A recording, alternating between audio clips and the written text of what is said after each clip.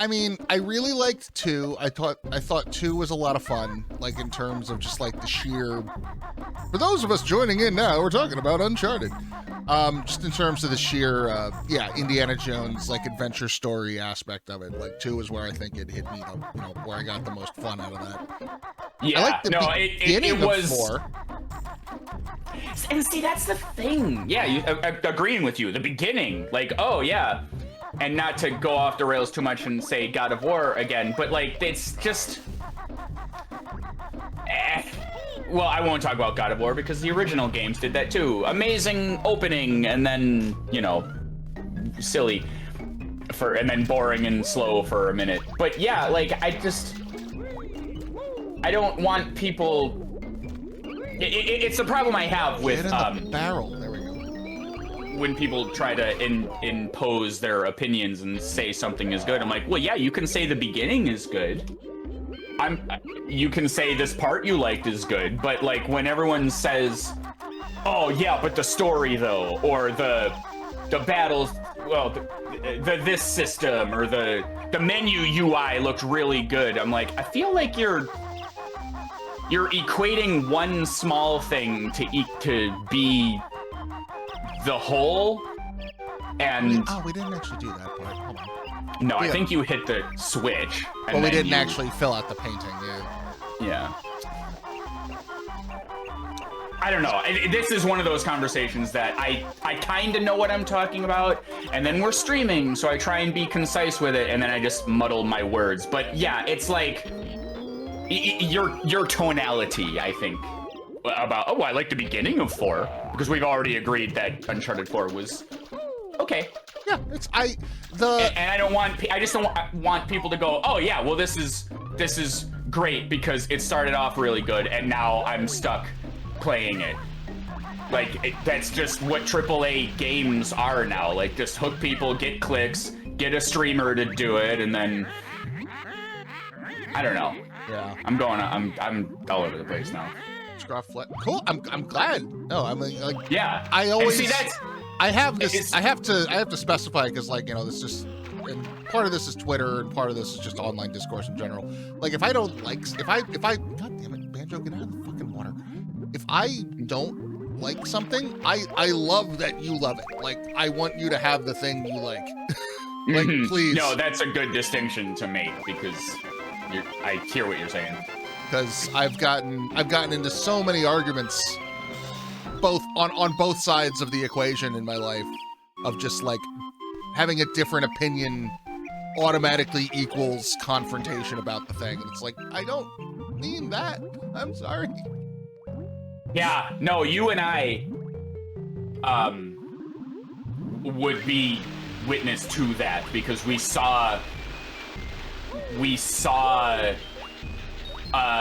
super fans of Thing cultivate that sort of hatred of outliers pre-Twitter. Mm-hmm. Someone would covet a thing, and I'm sure I'm guilty of it, and maybe you, just like of it. Oh no, I am too. When you're young, you think it makes you cool, and before the internet, it'd be cool to like, oh yeah, I like this thing, and you don't know. We've talked about this before, and please, viewer, feel free to go through all the videos on my YouTube channel and drive my metrics to find examples of this, because I don't remember where they are. But Sean, you and I have talked about how, like, specifically being a 90s kid assigned male at birth just came with this inherent attitude of to be cool is to be an asshole. Yes. And that was just so much of like our cultural upbringing that I've had to do a lot to unlearn because it's a shitty way to live. No, I know. And you thought, oh my God, I don't want this to be the whole stream. I want to acknowledge that someone like Scruffopone might have a good opinion of a game like Uncharted 4 and be able to eloquently explain, these are all the elements that I liked, not, Nathan Drake funny. That's what I mean. I think a game should have more than just one aspect that makes you go, haha, wow. But I would love to wax poetic about what you just said, but we want to talk about the music of this level and what's going on here. We can shelve that for the inevitable post-stream fuck about with N64 ROMs thing, because that was kind of fun last time. But this is Click Clock Wood. Mechanically, this is the most complicated thing in the entire fucking game.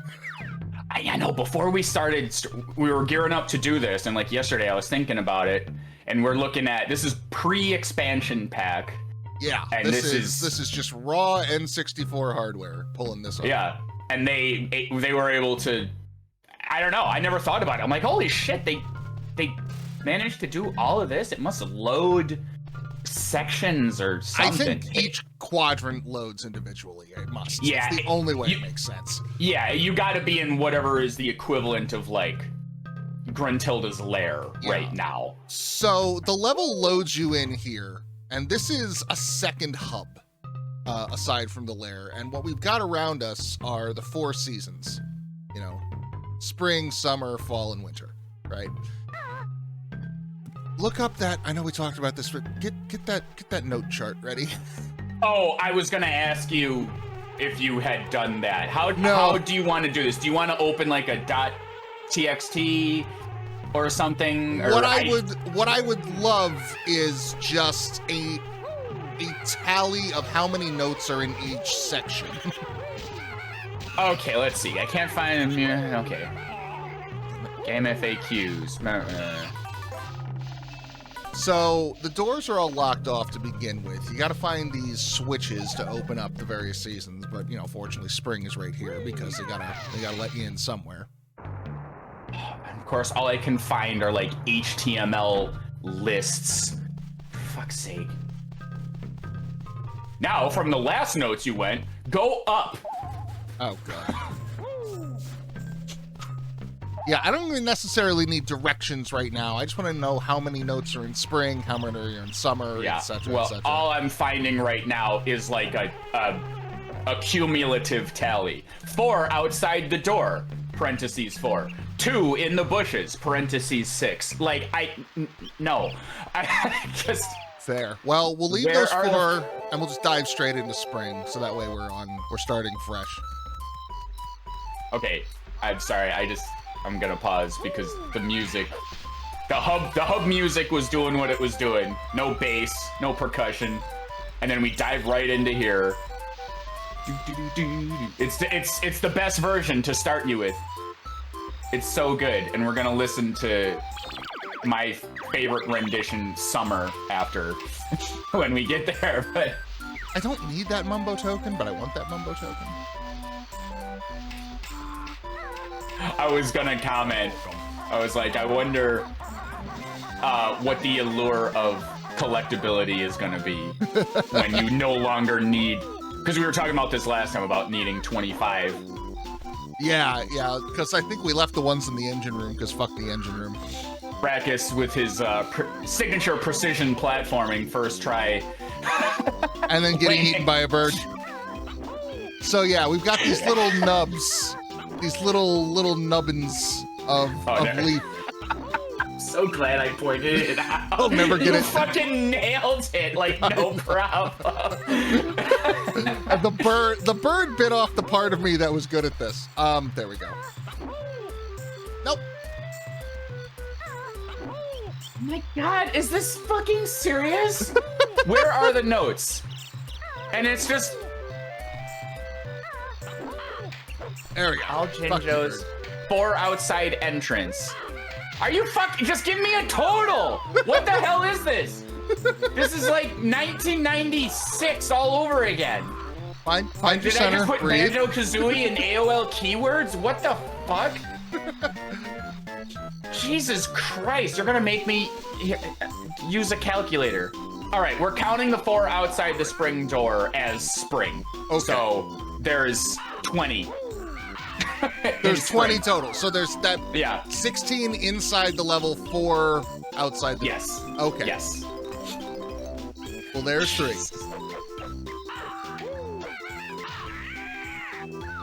This one just says 12 on ramps up to the tree. So, you know, on ramps. Hello, Ramps. Welcome to the channel.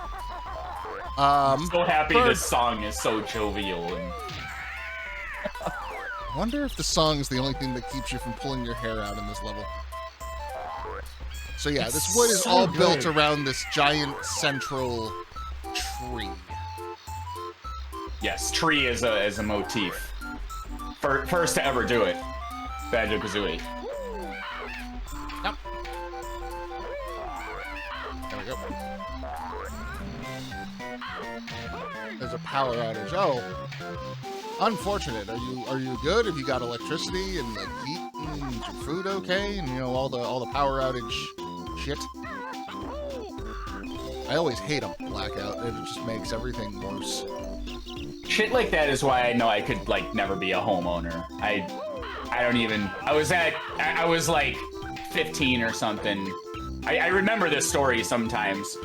I was like young at my girlfriend's house, you know, with her dad. Ooh. And the power went out or something. And the first thing he did, we were somewhere.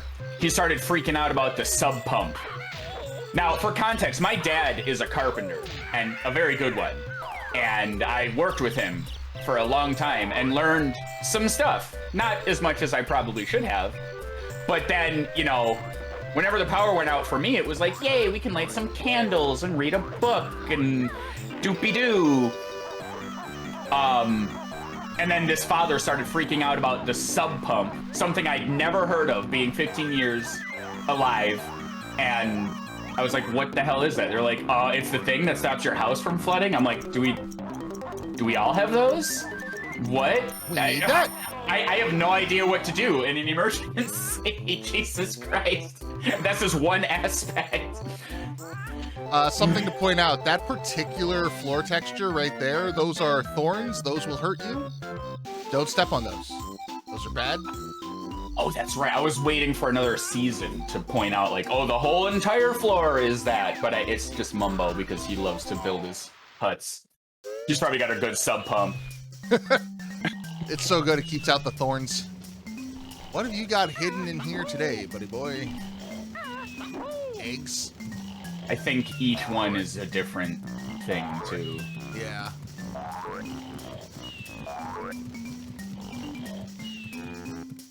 But yeah, basically the difficulty curve of power outages really ramped up into adulthood in a way I did not expect.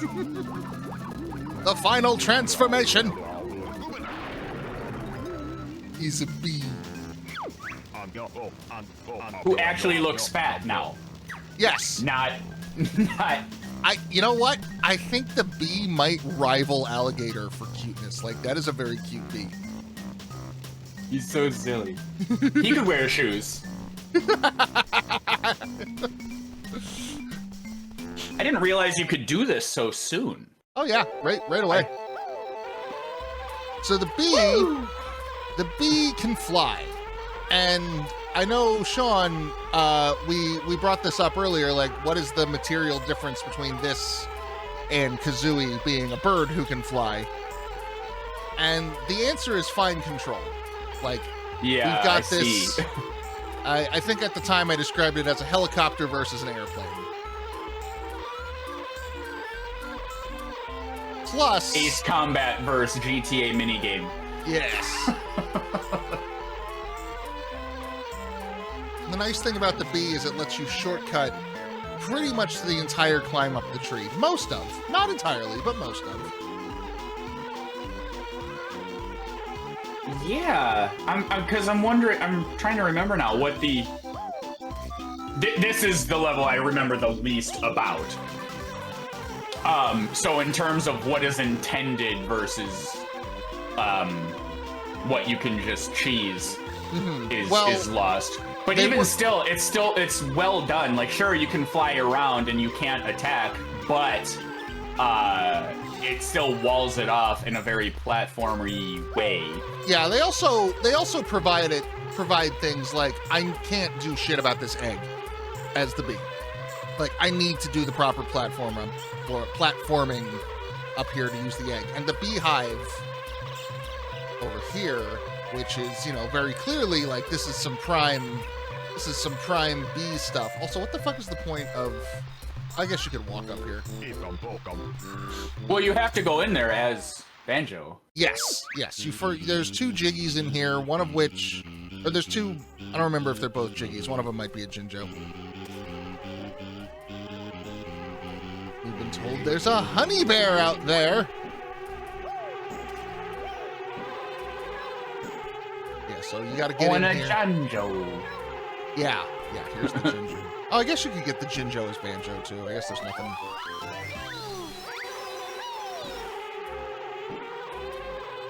But yeah, I was being careful not to get all excited about the free-form traveling, as you mentioned, because it was like, oh, wait, no, good level design. You can't just win the game now because you can fly. Yeah, they make a point to... They make a point to make you have to play the game no matter what, and it's good. I like it. It's good stuff. That having been said, climbing this tree is the most harrowing fucking thing in the world and has taken years off of my life. Mm-hmm. Yeah, when all the cool kids were smoking, I was learning how to climbing the tree. Yeah. Permanently stunted my growth. Okay, yeah, I forget. You're supposed to break those windows. Yeah. It gets so complicated with and then come back as the bee and go through them, I think. Oh, and here's the pad for summer. Let me just get hit by Robin Hood twice. Let me just nice. Butt slam that. Nope. Run! I will say, as harrowing as this level is Nabnut! Wasn't Nabnut in Diddy Kong Racing? No, Conker was. Oh, right. That's right. Because also Squirrel. Oh, man. Gotta get that Mumbo token. Gotta get that Mumbo token that we totally need from now on. I looked up. I really want to... Tip Top was, yeah. We talked about Tip Top and Boggy, I think. Oh, yeah. Who is not in... Oh, is not? Okay. A chatter did confirm. Oh, okay. I was busy doing that race a million times, so I might have missed it.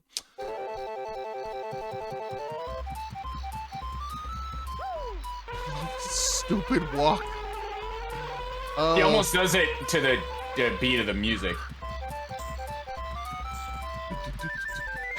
Almost. You could probably make it work, but... I maybe. When I purposely spread fog, yes. Misinformation. Hey, a Banjo. Damn. Oh, that's right! They're flowers, so they don't fuck with you when you're a bee. Yeah. Because I am just so... pollinator. I also appreciate that you can just fall off a cliff and then push the button like, oh, that's right, I have wings.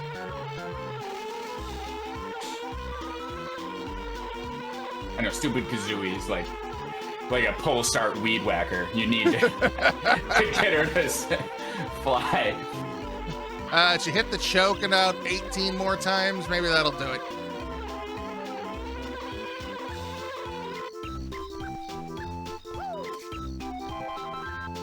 Boggy is Wario to Banjo's Mario.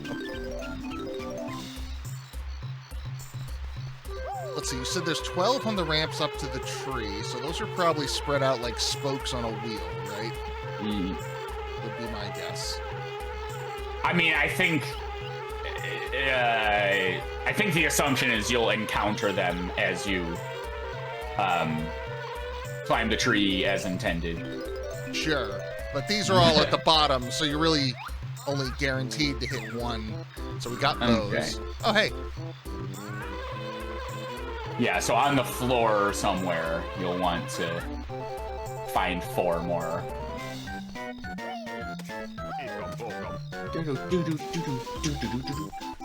That breakdown is so silly. Oh, there you go. There you go. So there's spring. Spring is done. Great. Now we just gotta open up. We gotta open up summer, and we'll come back here after the work is done. So in order to open up summer, we gotta turn back into a bear and climb the tree. Gotta climb the tree a little bit. It'd be awesome if you could just fly really, really high up. And be like, oh no, the magic wore off. I guess I'm... And then fall.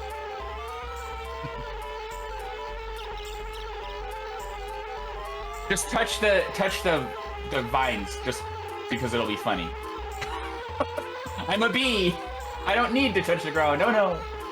I've done exactly that. I only have 2 honeycombs. I'm not gonna push my luck. In fact, I'm gonna go fucking find some help before I climb the tree.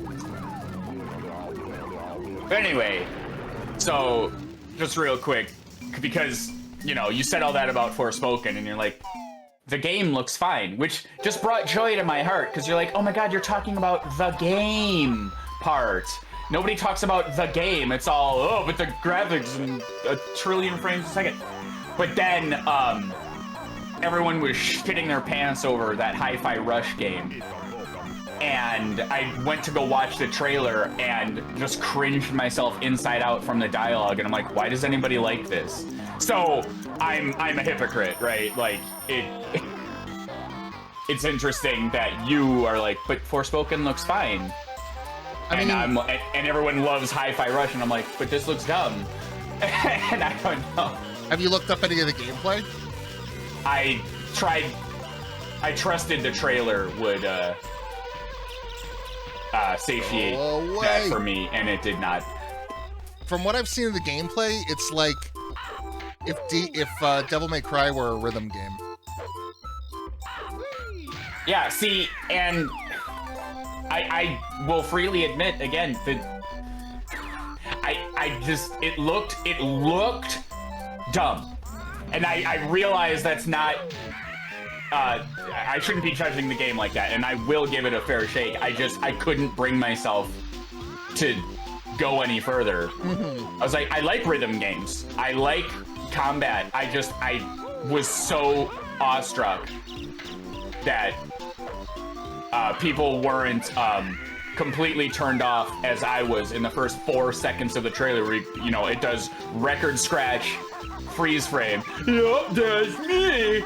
You're probably wondering how I got into this situation. And I'm like, this is the game. Everybody's giving the benefit of the doubt. But you know what? If the gameplay speaks for itself, which again is all I want, is for the game part to be discussed and not get overshadowed by, you know, there is a certain game on the market right now that has a which I do not want to talk about at all.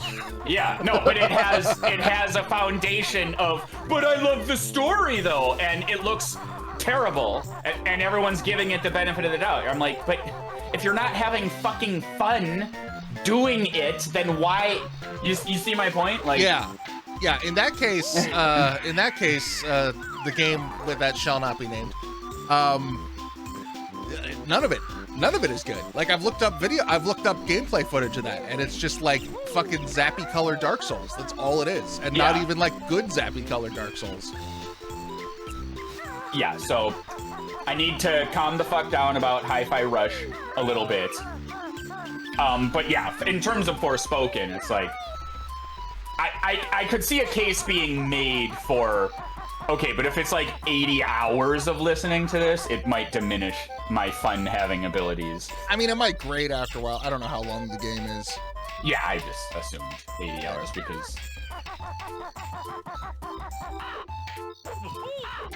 Oh, fuck. Oh, wow! Speaking of Devil May Cry, Dark Souls. Dodge roll, flash Expert dance. maneuvers, yeah. Fucking counter wave. What the fuck was it called? Wave dash. That's the word I'm trying to come up with. Oh, yeah. New wave. When I played Smash Brothers, I employed a technique called wave winning, where I just won the game, and I was just very good at it and won a lot. Yeah, wave wins. Very, very advanced maneuver. Wrong way. Up the tree. And yeah, this game is all about, we're in spring. It's all about the fall damage. We are heading our way toward the summer button. So we can go summer. And that old tightness Oh, that old chest feeling is coming back. Yeah. Also, this is an interesting. It's rough. Keep an eye on this this little foundation of a treehouse we got here. Oh, Momo token. Oh, Mumbo token. But when I don't have the assurance of being a bumblebee. And now I gotta smoothly transition down to this shit. Oh, would you rather be a bear or a bee? Something. Mid-2000s advertising. What? Okay. Oh, okay. I thought you had it. That seemed fine. Oh, at least I landed in the water. Nothing like... And now I'm remembering the time factor of this level. Yes. Yeah, it's not just the damage, it's the fact that it takes a long time. You lose minutes of your life every time you fall off this tree. Your precious finite minutes, of which there are getting no more. I woke up thinking about Soma for some reason. Soma? Soma was a first-person horror game put out by Frictional in like 2016 or something. And if you want a game about like existential nightmare body horror fuckery, yeah, play Soma. It's about a guy That's who... more of a Thursday mood. Yeah. It's more of a, like, I didn't have much else going on today, might as well ruin myself kind of mood. It's about a guy who goes in for a brain scan because he's got a brain something that's gonna kill him. Like, they don't really they might specify it, I just don't remember. But when he does it, he goes in and then he wakes up in a degraded underwater laboratory at the end of the earth. Because okay. I mean, we've all been there. When does it get weird? It gets weird when he discovers that his brain scan is just a copy of himself. He died hundreds of years ago, and it's the end of the world. And now he has to figure out how to get out. And things go badly for him. I will go that as far as to say it does not go well for Simon Jarrett. Voice the Dog played it last year. We streamed it on his channel. That might have been where I heard the name, yeah. It's a very good game, but like, yeah, if you are, if concepts of eternity and mortality get under your skin, the way they do get under mine, like, you know, be warned going into it. It's a fucking, it's a mess. All right, we have activated summer. Summer exists. Welcome all the sunshiny days.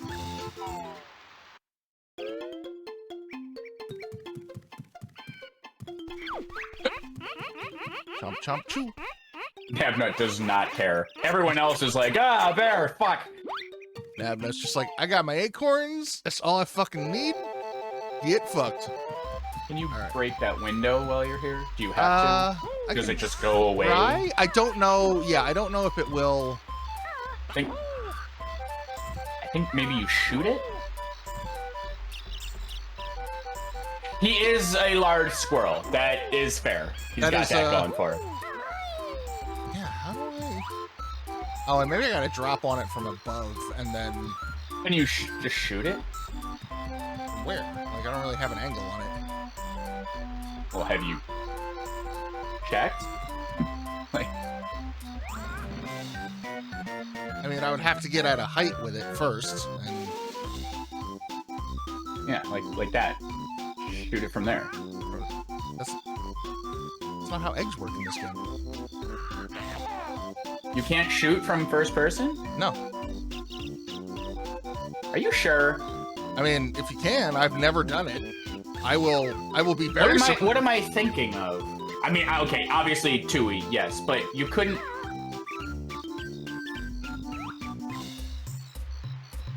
Did I never... I don't. If there is, I have never known about this. What the hell am I thinking of? As far as I'm aware, the only way to shoot eggs is just I must like be thinking flat of and Donkey straight. Kong Country, actually. Donkey Kong, yeah. Every Kong Donkey had Kong a 64. yeah. They all had a different kind of gun. that you could shoot from first person. Yeah, this whole time you're like, I don't have an angle. I'm like, just shoot it. but if you just plain can't, I suppose that could be a deterrent. I guess. Diddy, pull out your peanut gun. I need your peanut popper. Diddy had peanuts. Donkey had coconuts. Dixie had like a crossbow that shot feathers. That was Tiny Kong, not Dixie Kong. Tiny had a crossbow that shot feathers. I'm sorry, I fell victim to the Smurfette principle. You gotta know the lore. Lore. See, now I don't even know what the big one's name is, because huge, tiny, and huge Kong. If that's not Dixie, then the big one's not Clunky or whatever the fuck his name was. That's wrong twice. You're thinking of Kiddy Kong, right? From Donkey Kong Country 3, yeah. Dixie's little brother. Yeah. But the big one in Clunky. Clunky Kong. Chunky Kong, that's it. He had like watermelons. What did Lanky have? Was it oranges? Grapes. Grapes. Oh right, oranges were like now. Yeah. So fucking. And the bees, they're like, it's like some. Oh, this is some rare woods shit going on right now. Which I think is Dixie and Kitty were replaced with Tiny and Chunky, which I think is disrespectful to Dixie personally. I read recently why that. Oh wait, bust out the calculator. There's 16 here, so Another 36. Okay. Continue. I think Kiddy Kong was seen as too annoying, so they replaced him. Don't eat up all your health. You're gonna need that.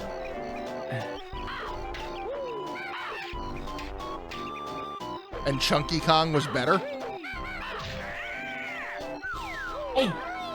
I don't know. I'd have to randomly find whatever thing I found. Chunky Kong but was that doesn't basically explain why Dixie was gone. Sure. Either. So I have no idea. I mean, Chunky is basically Lenny from Mice and Men. Yeah. And yeah, Dixie was the best character in the entire series, so... Oh, nice. Oh, well, there's Fall right away. Just pop that while we're here. Chunky wasn't attempt to be better. Yeah.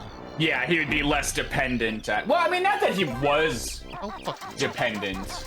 I only say that because you needed Dixie to throw him if you wanted to hit, like, break the things in the ground. You look pretty strong. Beaver needs help. Let's help Beaver. Is that naughty? Speaking of things from other games. I think that is naughty, yes. So naughty has this dam, but we can't, there's nothing we can do about it. We can't get up there. But it's a good thing we opened the door for him in summer. Maybe that'll come back and be a benefit later on. What do you mean? Are things changing in one place affecting the other place? The temporal mechanics. Which is weird, because some of them are and some of them aren't. Like the monsters you kill, like the birds in the trees that you kill up here, they will regenerate for every season. But there are some like very specific like key flags, like, you know, the beaver hut down there. That will I fucking love this song. Is that the Jinjo over there? That is I see Jinjo ears. Okay. I always love that they hid him in the yellow grass. Yeah, I think the Jinjos are all color coded, like the green ones in spring, yellow in summer, orange in fall, and blue in winter. And then purple is also in spring because what the fuck? There's 5 of them and also purple? Yeah.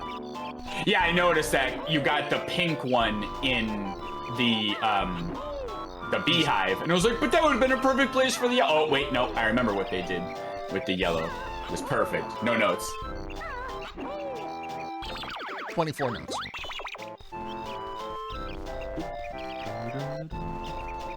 Oh, and the other thing that I love, one of the best things, probably the best, the reason this game is a classic, best thing in this whole game, hands down. If we go into Mumbo's hut. So first off, we don't have the things anymore, so great. Yeah. They're very much trying to get you to not go in there. But if we go into the hut, too hot for magic. Mumbo will only turn you into a bee in the spring, and he has a different excuse in every season, and it's wonderful. I was about to say, well, he turned you into but no, there was no transformation in the desert. Like, is his excuse consistent? All the torches aren't lit because don't want it any hotter. I mean, I forget exactly what his excuse is in the winter, but it's too cold is not a bad guess. And why is Banjo a bear? I think he's just straight up not there. Maybe, because, like, if the excuse were it's too cold, then, I mean, explain walrus. Yeah. Why? If too cold, why walrus? Plot hole. Cinema ding. Oh, no, you are canceled. I dated a person one time. You mentioned the unmentionable. Worse than mentioning Stop and Swap too soon. I dated a person one time who that initial, like, you know, that awkward phase, like, early on in dating, like, what, do we talk about our exes? Do we not talk about our exes? Because, like, that's, you know, things that you should know about other people and, you know, the fucking damage other people have done to them. And when we finally got there, one of the things was like, well, my ex really liked that show, that YouTube channel. I was like, oh, he's a monster. Yeah. Leave immediately. I will protect you. All of the red flags. Oh my God. I was, oh, wow. I had to let you concentrate to find... I found them! You're gonna want to save those gold feathers, though. Although I guess you can always come back. What I was trying to say was there is not enough of critical shitting on CinemaSins, and I was happy to find what little I had found. Bob? What? Bob is a good guy. Bob. He's got a whole series about him. And Sean, the skull fella. Yeah, that was about the most eloquent and only takedowns of that dog shit channel I had. Because I can sit here and I can, you know, I know a thing or two about movies, but I can't, as people who suffer through listening to me talk are witness to, like, I can't always, I know what I'm thinking, but I can't always just say it well, and CinemaSins stupid is about as far as I get before I'm just a drooling mess, because they make me so mad, and I hate it. So it was nice that someone could make a YouTube video. But I want more. I want more videos explaining exactly to the letter what makes them. I hate reading science reviews and journals and everything, but I will sit through a 9-hour shitfest of exactly what psychologically makes CinemaSins the worst thing ever. I know Sean has gone on the record of saying, like, fuck, I wish I had never done this, because now every year I'm getting questions like, when is the next CinemaSins video? Like, I don't ever want to do it again. Yeah, yeah, that's an excellent point. Oh, you might have enough gold. And then, if the world was considered that entertainment, I will fight the world with every fiber of my being.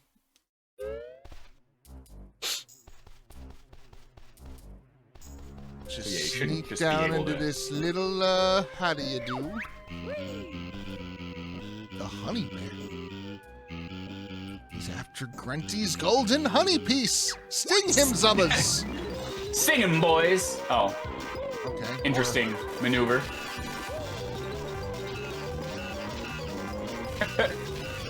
For the queen!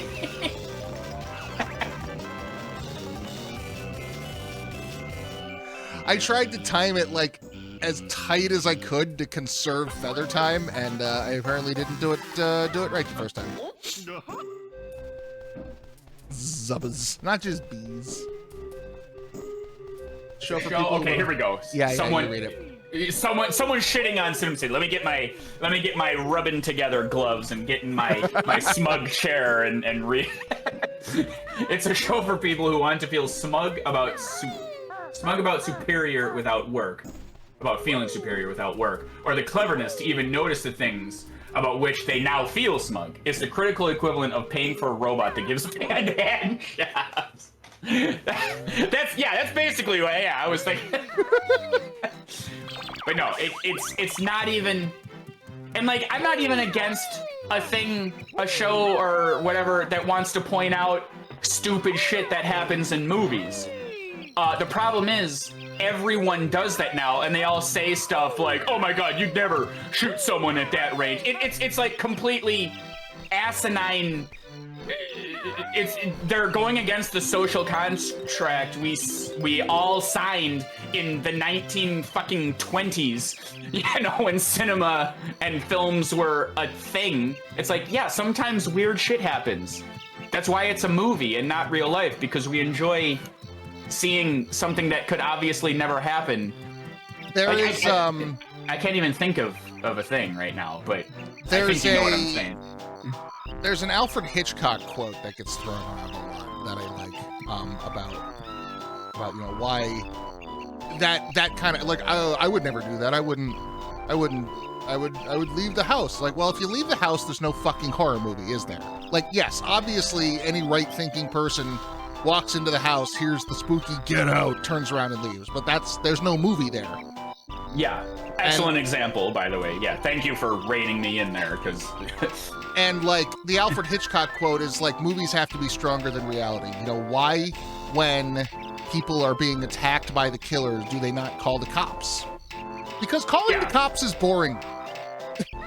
Yeah. No, I know. It's just. I know I recently had an example, and I wish I could more informationally contribute to the topic that I brought up. So as we can see really quick here, the treehouse is getting built up more, but more importantly, so are these little anti-gravity walkways leading up to it. That's right. I forgot that the whole deck gets a redo. Yeah, it gets easier to navigate as the seasons go on. There could never be a seesaw Hobbit, which is why fiction is cool. This thing is cool. Real life is not cool. How dare you? But yeah, I don't know, like, and it's such an interesting thing to watch what people will accept. You know, like the Fast and Furious movies obviously would never happen, and that's fine. But like, or John Wick obviously would never happen that way, and that's fine. But the big one now is when a woman beats up a man. Oh, yeah. And I'm not trying to get, you know, gender politics here. That's just one I hear a lot. Like, oh, we're supposed to believe that. First of all, yes, it happens. I mean, I especially like when there's a woman of small stature who uses maneuverability in such a way that isn't just like punch.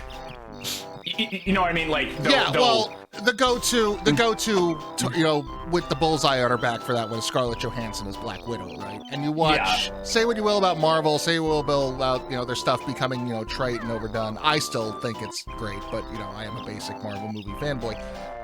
But when they choreograph a Black Widow fight, she will, like, jump up, wrap her legs around someone's neck, spin in 3 circles, get centripetal force going, and flip him. Like, they are conscious of how body weight ratios work in a fight. Like, it's Disney. They have all the money in the world. They've thought about this shit.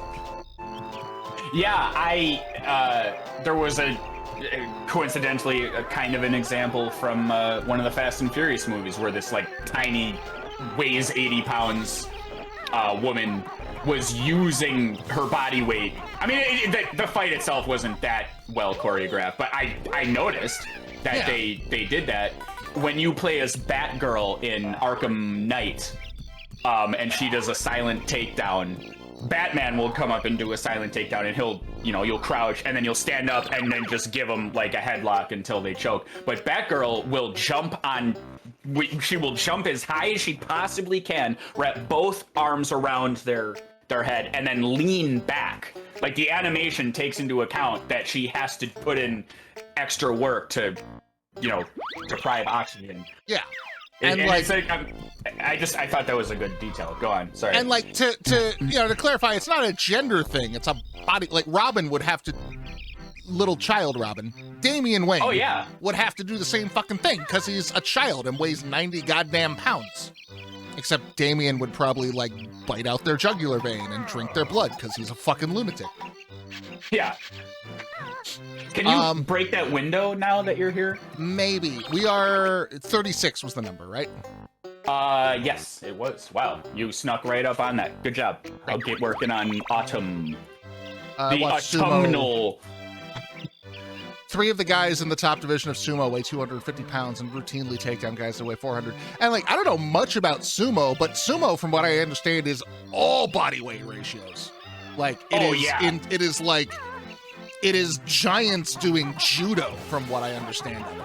Yeah, I mean, that's the point of that particular style. Is it's not about, oh yeah, I'm gonna punch you, ha, action movie guy. Like you better know how to use your center of gravity, because you're fucked if not. Nabnut ate all his nuts. He has none for winter. He got a very full tummy. That's how I felt last night after I made pasta. I got snapped back into reality with that wonderful fart sound effect. That's a subtle hint to the toilet humor revolving around squirrels. That lab nuts. Center of gravity and footwork are incredibly important because the match is over once you're grounded. Yeah. I believe we are good to move on to fall. You can get that golden. Oh, I could have. Pizarro. We'll just climb up real quick and. Yeah, just hop back up there. God, I'm so happy you introduced me to that fucking trick. That makes getting down from the tree so much easier. We're adults now. We can put away such childish things and just like fall damage. Die.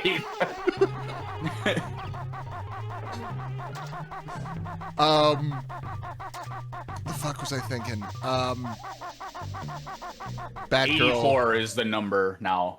84. Oh wow, fall has just got all of them. Yeah. And there's 16. There's another 16 in winter. Fuck. Correct. Oh boy. Okay.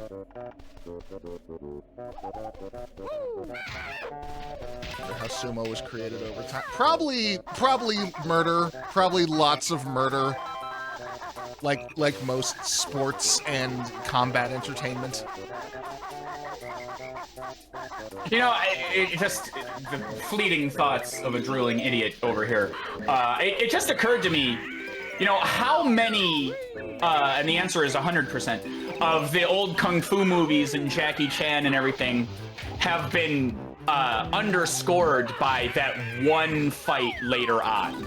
And that one fight later on, of course, is, he just decimated an entire mall's worth of people that are all roughly his size. And then, this gigantic 400-pound man steps out and just kind of glares at him for 4 minutes. And there's Jackie Chan or whoever oh, but how am I going to get out of this? He's so large. And the point being, I've never seen anyone shit all over that mentality.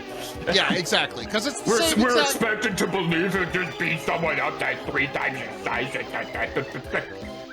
Yeah, because Jackie Chan knows how to do that shit. Black Widow knows how to do that shit. Scarlett Johansson might I don't know. But Jackie Chan, both in character and in person, knows how to do that shit and is brilliant at it. Oh god, I fucking love Jackie Chan. I probably mentioned this before, but my favorite thing in the world about Jackie Chan is how, like, as the fight goes on, he is mostly getting his ass kicked just enough to not die. Yeah. Like, that's his best skill, and it's And so fun to watch. I stumbled upon, I remember being at the movie theater and not being able to go see Jackie Chan's First Strike when it came out. I thought it looked so cool, and I still, to this day, have not seen Jackie Chan First Strike. But I stumbled upon, the algorithm showed me the ladder scene. YouTube was like, Jackie Chan ladder scene. I'm like, yeah, I remember that from a trailer. Oh, and then I watched it, and it was just every bit as amazing as my brain thought it was 20 years ago or whatever. And he's awesome. Anyway, this is hilarious.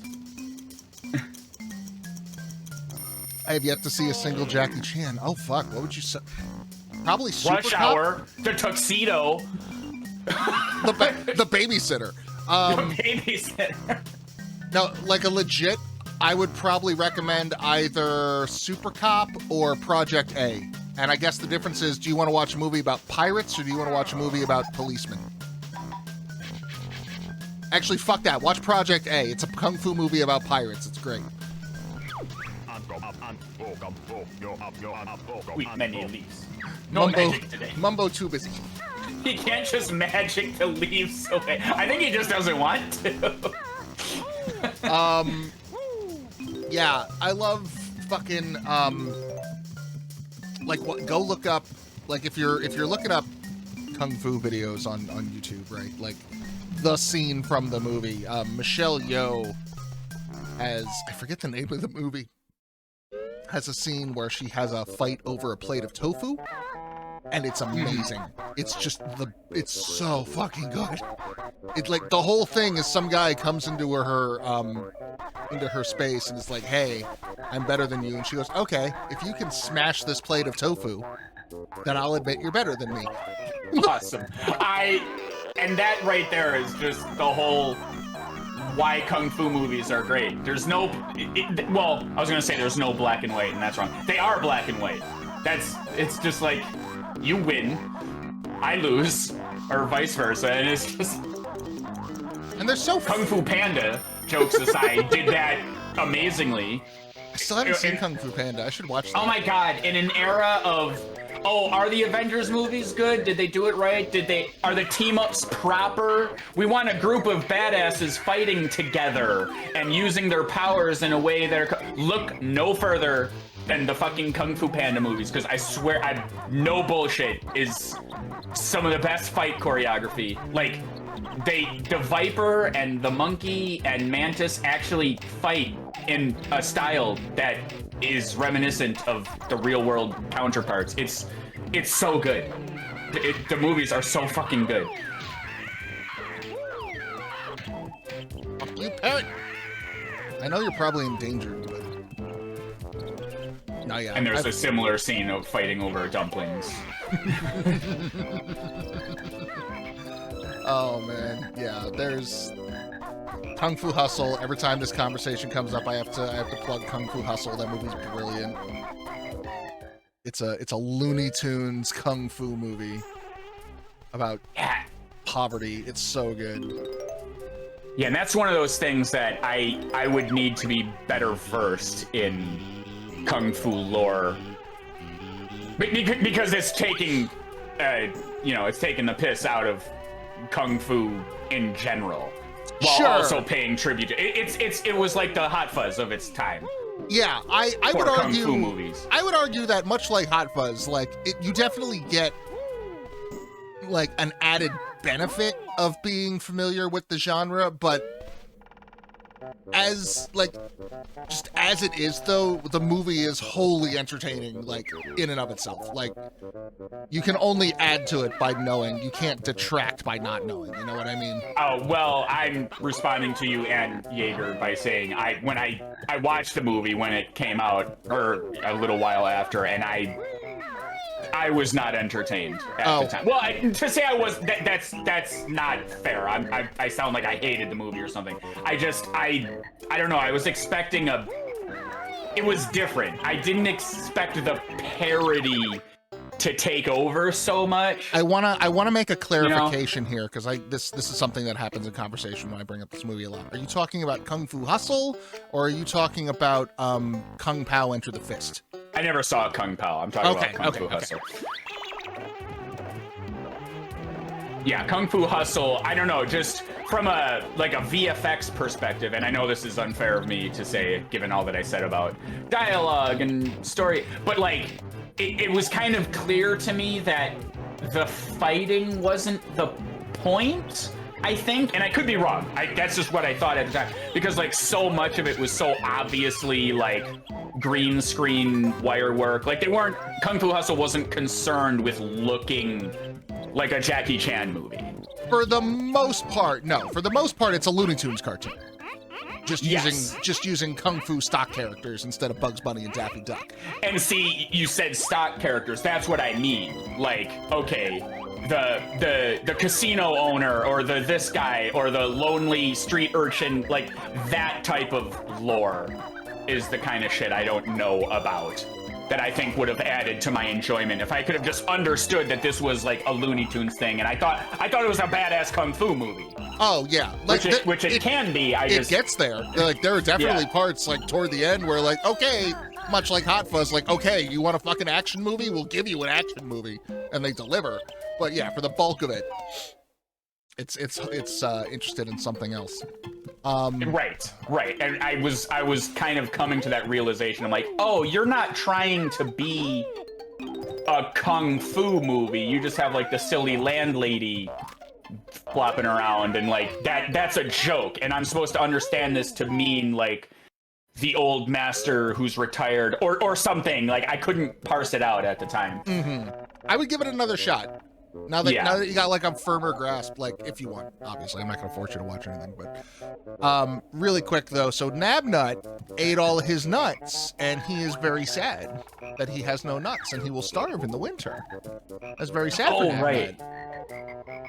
But fortunately, there are 6 acorns that we one can of which in his house. One of which is just in his goddamn house, Nabnut. I need you to focus up. Like, you didn't run out, you just left it on the shelf, on the high shelf. One of these acorns is the biggest pain in my ass in the world. They also have eyes, and they bounce a lot, because sure would be a shame if someone accelerated things to winter and he starved. Yeah, we'll probably end up doing that. Because of one, like, I would get them while we're here and be kind to Nabnut, except fuck that nut. Everything about it. Now, theoretically, if you grab it, you can land on the platform below, but as we've seen before, the game is not terribly kind about such things. You know not to jump from there where you're standing, right? Sure, yeah, you want to do it lined up with the platform, but I'm saying even then, it's a fucking gamble. And we're not doing it all now because we've got 21 more notes to get. No, wait, 21, 84. 21, yeah. He's having memory issues, which is bad for squirrels who do excessive caching. It finally dawned on me, the fucking narrative thread here. He didn't eat all his nuts, he ate them too early in the previous. I was like, what? He's fine. He ate them all and he can hibernate like you do. No, he was a fool. He did meal prep and then ate the entire crock pot on Sunday. Yeah. You fool! Oh, good. Pop this. Bam. No, 21 in fall.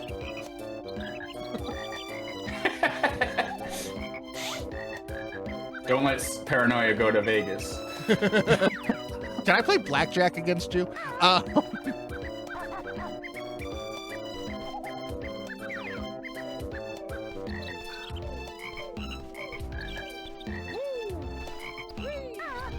All right, now we got this whole nest. This is a thing. We'll have to come back. But there's nothing in the nest. I know. Raqus. Maybe one day there will be. Maybe it'll be my favorite character in the game. Who knows? Why nest when walrus? Plot holding. God damn it. Oh, shitting on CinemaSins will always make me happy. Even if you just said that joke. I'm laughing.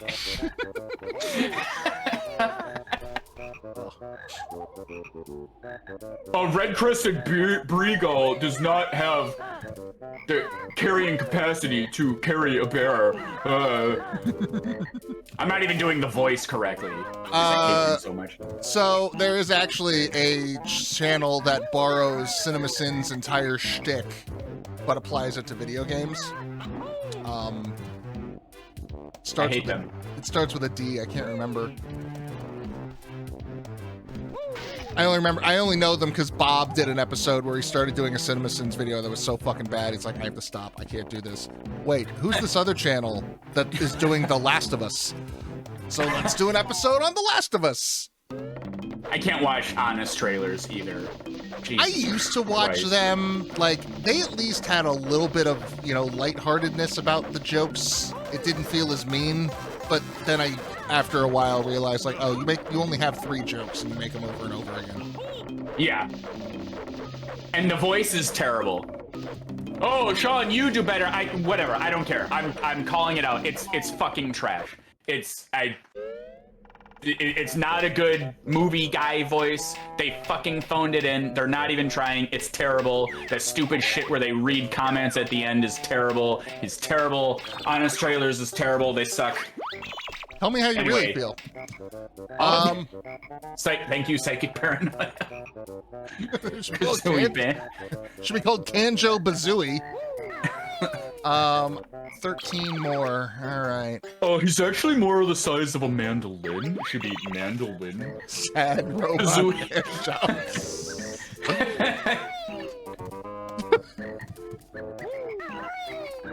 That is the new metaphorical shorthand for CinemaSins. Just sad robot hand jobs. Oops. All right. What the fuck are these? They might be on the ground. And if I have to go down the cabin, right? Sure, I checked. Let's go double check the cabin, but I'm pretty sure I did. I know at like 1% of this playthrough, you kind of glazed over a section, but it ended up working. I don't know if that was here or in the last season.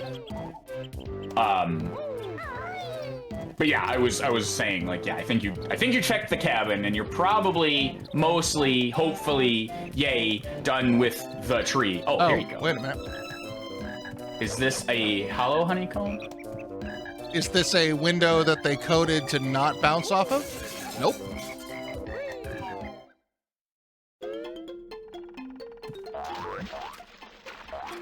Nabnut, why does your attic have water in it? This is weird.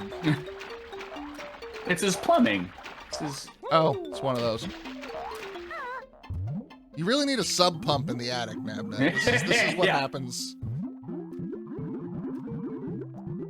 I mean, yeah, I guess I'll get you, sad little bastard. And you'll hang on to it forever, right? Oh, yeah. Yes, there could be notes. You didn't really explore the ground all that much in Autumn yet, so... I suppose not. There's probably at least some down there. Well, I know for a fact there's 3 of them in one of the Venus flytraps. Oh. They're like in a line, and there might be more Venus flytraps. There could be some by the planter garden area, as there were in spring.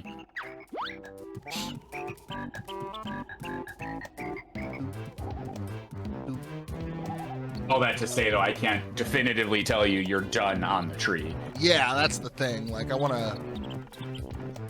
think if the cabin is clear, that's the last of it, right? Because I think we've checked everywhere else. Everything else is more visible on the surface to say. You don't really have to go inside.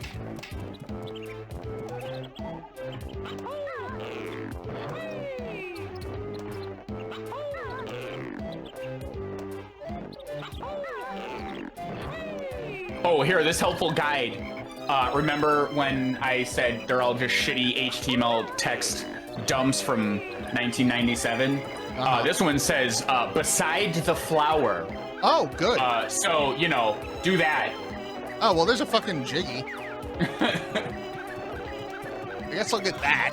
I guess it's fine.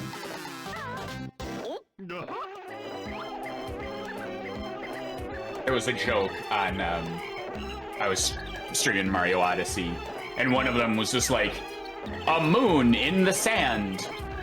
So forever, everyone, because there's like 9 trillion moons in that game. Everyone's like, nah, I think there's some in the sand, and the level's just a desert filled with sand.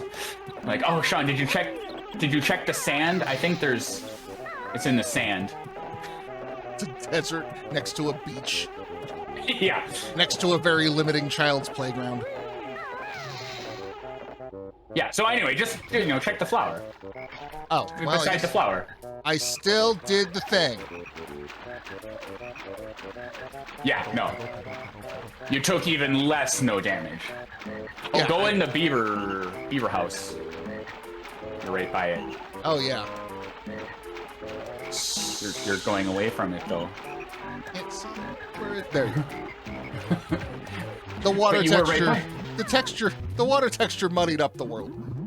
So yeah, if we hadn't broken the boulder, this would still be off, but hey, now we can swim up through into the actual dam. Hey, Naughty. At last. I've been waiting months to give you this. But I just saw you. But that was... How could it have been months? I just... Shock and awe. What? Do.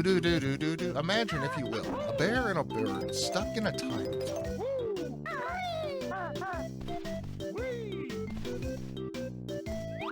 Is it just the two? I think it's just the two.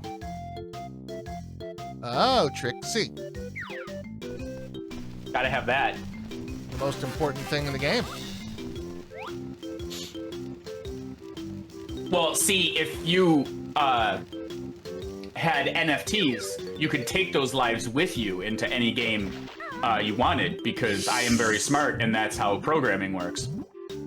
Save those lives on the blockchain. This is how I'll finally beat the translator in God of War 2. And yeah, and then exactly, yeah. You could have that's just how games work, because I'm a dumb shit on the internet and just decided that I can take things to any game ever because a line of code says so.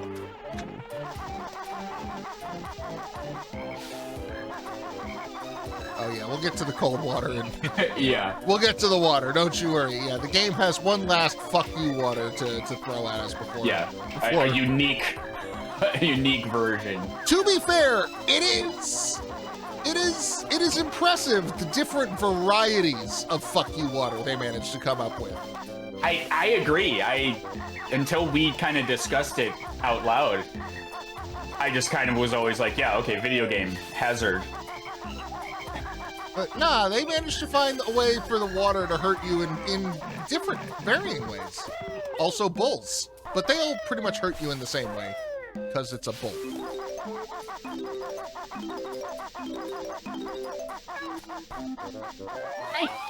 Hi, little guy. Okay, 6 left, and I still haven't gotten the 3 in the up to there.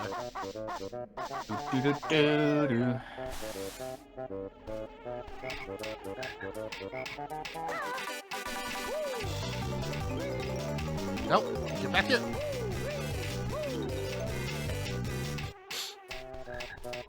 There's another one of those. I don't think that was the one I saw.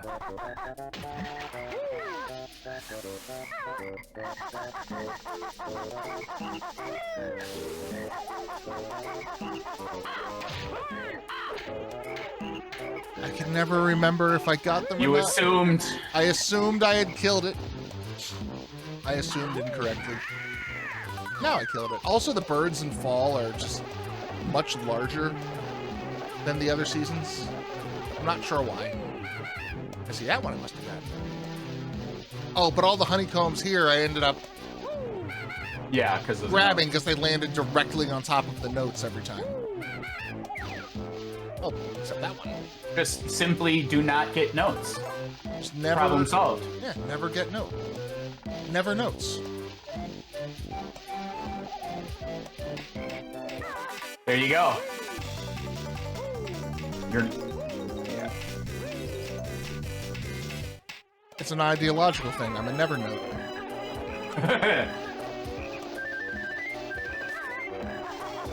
Okay. Off to winter. I have water. I should be drinking. Oh, so do I. I should be drinking this water.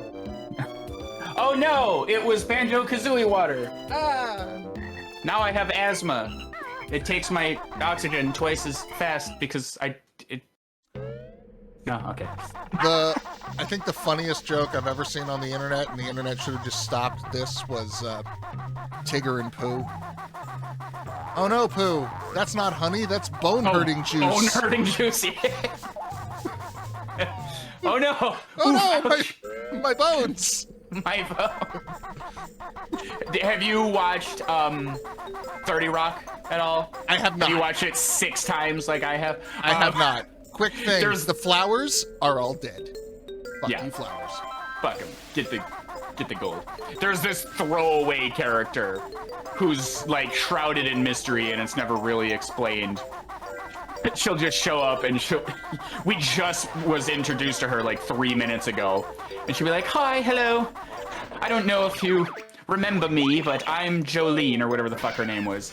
And Tina's like, yeah, we just met 4 seconds ago. What are you talking about? And she holds out her hand. She's like, oh, careful, careful. I have avian bone syndrome, you know, hollow bones.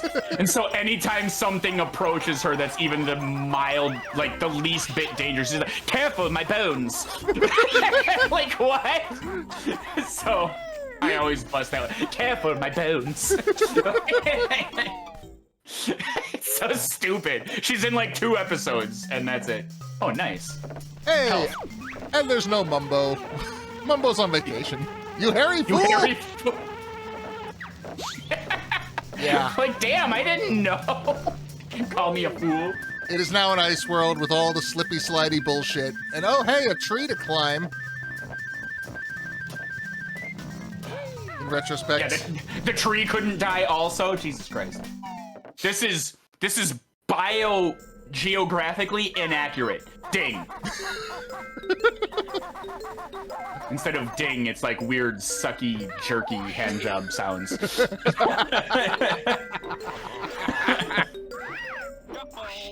God. More of you. I'm just Okay. gonna Get get the him. mumbo token, but not the honeycomb. Oh, okay. Yeah, we'll figure that out. No, I'm just gonna kill all these because this is the last thing I want when I'm climbing a tree. Mm-hmm. These Agreed. fucking snowball snipers. Angry man. mayonnaise boys. Oh my god. You miracle Jeremy, whip son of you a suck bitch. ass. Okay, that one's coming from behind me. Miss you? Did you hide in the draw They're distance? higher up. Oh, look at that. There you are. Nope, not even. A different one. There you are. Oh, and you got notes around you. You have 1/4 of my remaining notes. Oh, this is gonna be a thing. This is gonna be a whole thing. Okay. Oh, the nest is ice now. I think there's a walrus in there. I think we were saying earlier. Oh, yeah. It's a walrus. Got him. Doink. It's such, Doinked it's such a satisfying sound. That, like, weird bell. It's a miss. Nope! Got him. Doink. All of my notes are up in the Call tree. me Doinkus 42 over here. It's at least one more. Yeah. That was a good one. That one looked off center, and you just like fucking nailed it. Funk! I aimed where his hat was going to be! Ah, I see. Alright, let's just, Ace Combat 4 around over here. There we are. You're not even anywhere. You're just... Oh, you're guarding the witch switch. Missed. Whee! Oh, whee!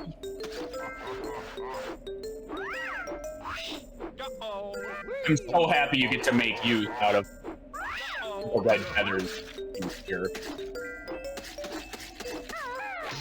Bonk. Yeah, different than a doink. A bonk, a doink, a dingle, a bumble.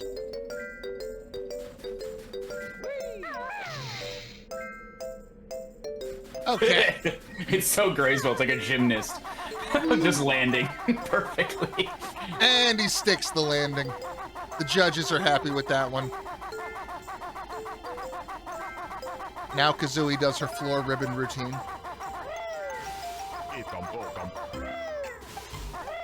Which just means she gets tangled up in a ribbon like Jeremy in The Secret of Nim and then tells you all to go fuck yourself. I saw that movie once. At a point in my life. I watched that movie again last week because that movie is charming as hell. It is. I had this on VHS as a kid and therefore know it better than my actual family tree movie. Oh yeah, no, there's classifications of VHSs that you had.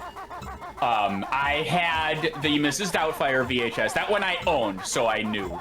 But that was different than that time I stayed with my aunt and uncle and watched their VHSs. I think that classification is different. It just doesn't stick in your memory at all. I watched Ghostbusters and Who Framed Roger Rabbit about 33,000 trillion times, and I never remembered those movies.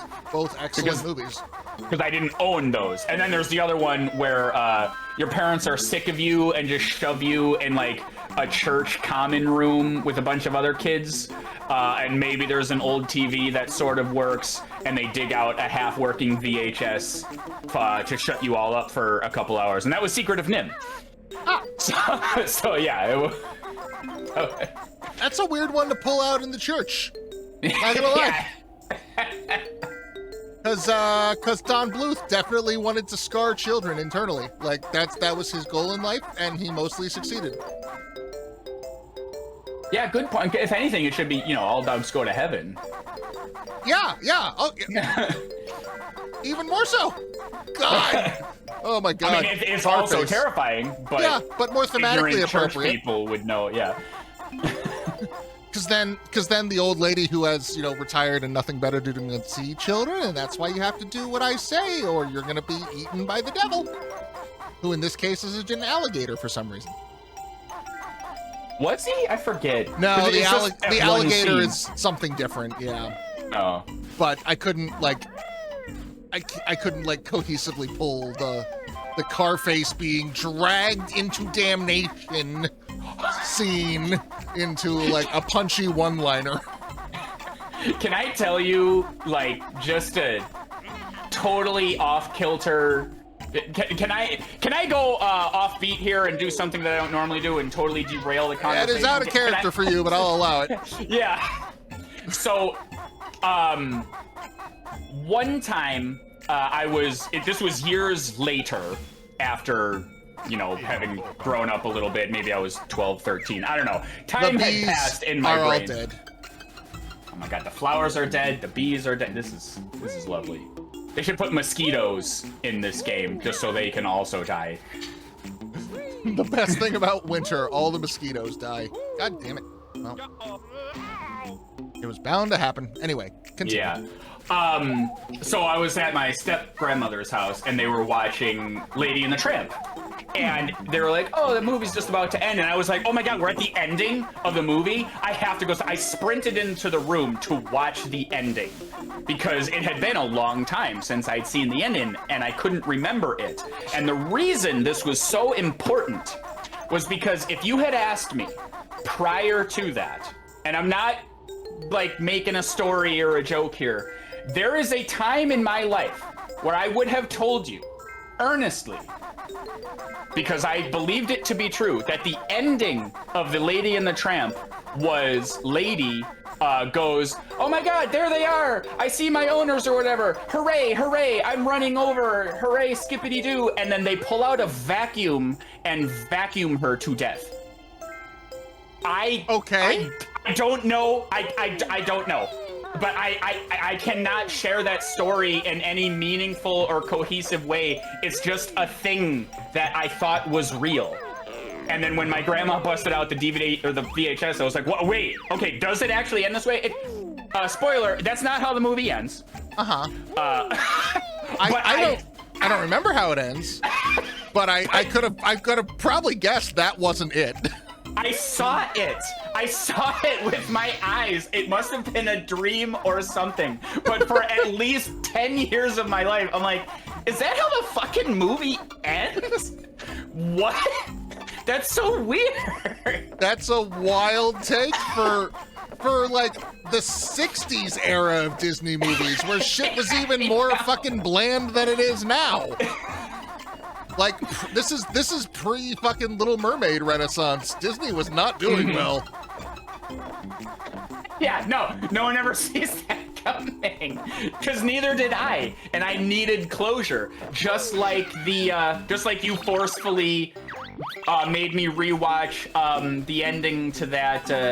This one's more palatable, but Twisted Metal Black. All the characters have little cutscenes when you beat the game. And I told you one day, we both played Twisted Metal Black, and I'm like, oh my God, yeah. What's the name of that secret character? I'm just gonna secret. Which one? I'll. Okay. Like there's a handful, I just don't know which one you're from. Yeah, I remember Minion, but. Axel or. No. Axel's my favorite because it's barely a fucking car. In fact, it's not a car. It's just a guy strapped into a wheel. Go. Yeah, I know. I thought he was so cool, but everyone's like, Axel sucks. Way back in the day when I had to go to a friend's house to play PlayStation. Is it Manslaughter? It's gotta be. I do not remember that name, Manslaughter. It's the guy who instead of wishing for something, good, he wants the part of his brain removed that makes him sad when he kills people. And I beat the shit out of that game. I got all the secret endings and everything. That's the main guy. That's Clowny Face, isn't it? No. He wants the curse to go away so his head stops burning. Oh, you're right. And then he changes his mind when the contingency is he has to stop killing people. Another guy just straight up wants to not be sad anymore. So Calypso does surgery and removes sad brain. And it was so weird. And I convinced myself it didn't happen. I'm like, what? Because I had to work really hard. So I must have been gaming for like 10 hours or something to like get all the endings. And then I just watched this in a sleep-deprived stupor. And he's like, I'm sad though. I don't want to be sad. and then you were like, Sean, no, here, I'll confirm with you. Here it is.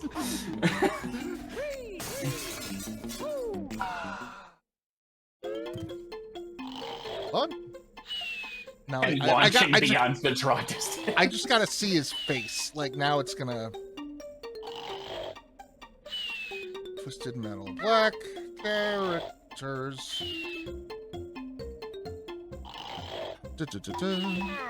Some of these were not great. A sadness gland. I lived for that shit. Sweet Tooth, that was his name. That was the yeah.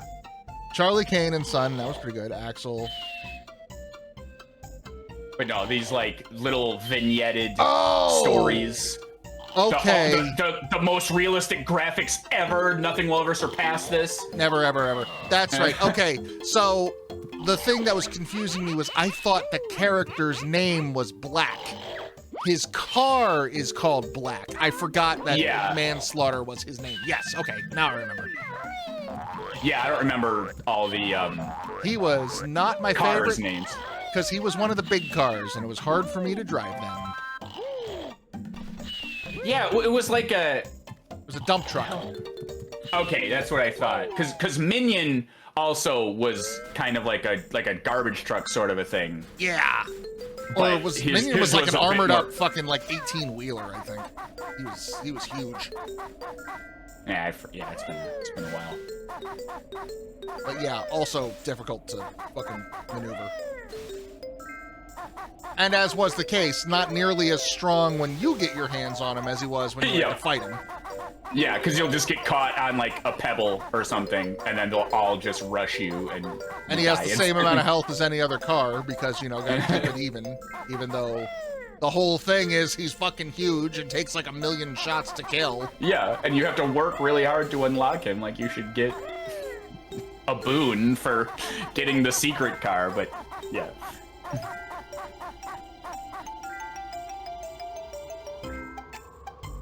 I have seen neither Banjo nor Kazoo. I want my money back. Oh, we'll just go to the... Here, Well, just stop what you're doing, save and quit real quick, and go to the intro screen. I almost did it, you son of a bitch. Do it for the views. I can't believe that almost worked a second. I almost did it, you son, just on You reflex. weren't even in the pause. Just like, oh yeah, no, I can get you. I was gonna say, let's wait until we get all the jiggies, but no, you're right. There's a fast way to, let me get 5 more notes. Oh no, don't call my bluff. Oh no, the last hour and a half will have been for nothing.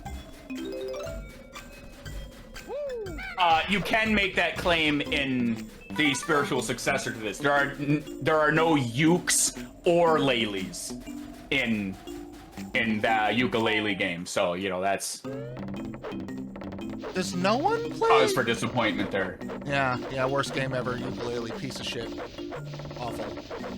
Awful. It's a Dreidel, a Beyblade. It's straight up It doesn't have an opposing. No, now we need battle dreidels. Get 2 of them going at once, and then I mean, if anything, bet your coins against it's the battling winner. the psyche of the children playing the game, but it's not directly opposing another Dreidel. Okay, can you look up Winter and tell me, are there 4 notes in the fucking beaver house? Because if there are, I'm going to cry. Nabnut's house on roof of treehouse. That was the one that you did. You went on the. You tried to go on the roof before. You need to fly up there. Yep. Great. You need to go to where that Venus flytrap was down below. Yep. But not in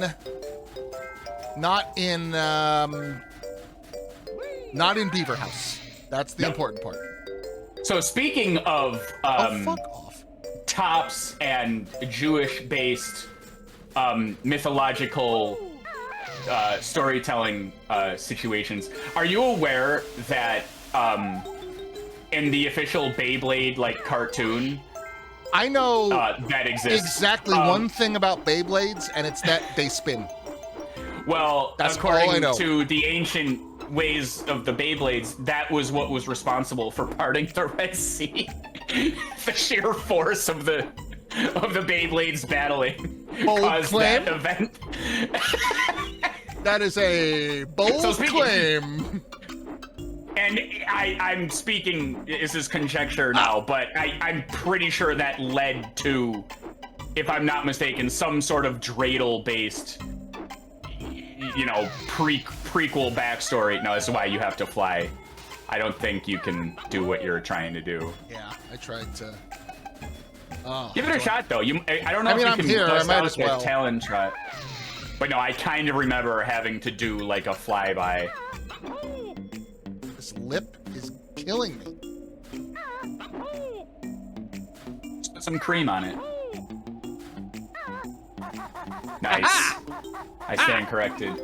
I probably just made that way more difficult Guys, for myself. y'all. So yeah, save and Individuals. quit real quick. Yeah, save and quit. We have hold on. We gotta take a moment. We gotta don't click that. Hampton's dad is pulling out the camcorder because we gotta watch the fucking the mileometer on the car tick over. It's important. To really complete this, you have to get that note and then put the game in reverse. Oh shit, no, we missed it. Ah, we missed it. Hold on. Was I not- think I can do that. I think the Switch lets you do that. I'm not gonna fuck with it though. Yeah, oh, I have to start the game over. $8.99. All right, here comes 1,000. That's how numbers work. It is done. The notes are acquired. I counted psychic there with 9 100s. Perfect. Amazing. And you put your thing in, flip it, and then reverse it? I think you can in the sandcastle. If you type that into the sandcastle. Oh my god. You could type Pete, Grammy award-winning single by artist Missy Elliott. Fang down, flip it, and reverse it. It is kind of wild to me how often Missy Elliott comes up in conversation. And I don't dislike her. I was never her biggest fan. But then I just find a lot of people I know are really into Missy Elliott. I'm like, okay. Yeah, well, she had a saga, I think, right? She, like, disappeared for, like, deep, psychologically depressing reasons or something, and then just reappeared at, like, a Super Bowl halftime show without telling anybody, and she's like, yo, I'm back, everyone, or something, I don't know, but the story goes, she didn't just fall out of fame. She, like, had to take a step back or something. This is, in fact, not Missy Elliott's tweet. I am not Missy Elliott, unfortunately. I'm Bubba Sparks! Because that one song they did together that I only know because I was a child of the 2000s. All right. Where the fuck? What's left? We need... How many Jiggies did we... level. Yeah, exactly. All right, welcome to Click Clock Wood. The gimmick here is time changes. Okay. Honeycombs. Oh, Blue Jinjo. Let's get Blue Jinjo. He's the only one missing. Blinjo. Where is Blinjo? I think there is bullshit you need to get in the Nutty's house. I think, yes. I know I gotta go in there in the winter for some reason, because it's the worst thing. I think it's the hollow honeycomb. And yeah, you have to find a hole in the ice that's like super far away, and the gimmick is you have to like swim a pre-designated path because it's just so impossible to like do. And you're fine doing it last, I think. Yeah, no, the kerning on that is not great. Never really thought about it that way. Okay. So you need to make the thing grow, you need to help out Nabnut, you need to bust open the egg, and then the forthcoming bullshit with that. And then the Jinjos. Plant Jinjo's egg, Nabnut. There's one more. Well, that's enough to work on. Well, does the egg yield you 2? Oh, it might. Oh, it does. It does. That's right. Or does he just go to sleep? No, immediately? There's 2. There's 2. Okay. You're right. But there's one in spring and one in winter. Okay. You're right. So let's go do that now. But how will you get up the tree quickly, Raqus? No, I need to do it as bear. I need to. Oh, right, because of the egg. I was making a bee joke. Just use your precision platforming. Yeah. Yep. Perfect. Yep. Uh-oh. Perfect. Perfect again. So much perfect. How many 100s was that, Sai? Doing it again. 100% the best. Flippity. Isn't there a ramp you can walk up? I know that's not the only way up there. No, I know how to solve this. Hey, gamer, you suck. You'll never get that. That ought to keep you busy for 4 hours. The Foley art Kazoo's running sound may have just punched the baboon for 5 solid minutes. That sound, oh my god, like we've said before, that is the soundtrack to Banjo-Kazooie. Grant Kirkhope, like, composed the score around that noise. I'm, like, listening for it to get in beat with the music now. This soundtrack right here sounding vaguely Donkey Kong Country-ish.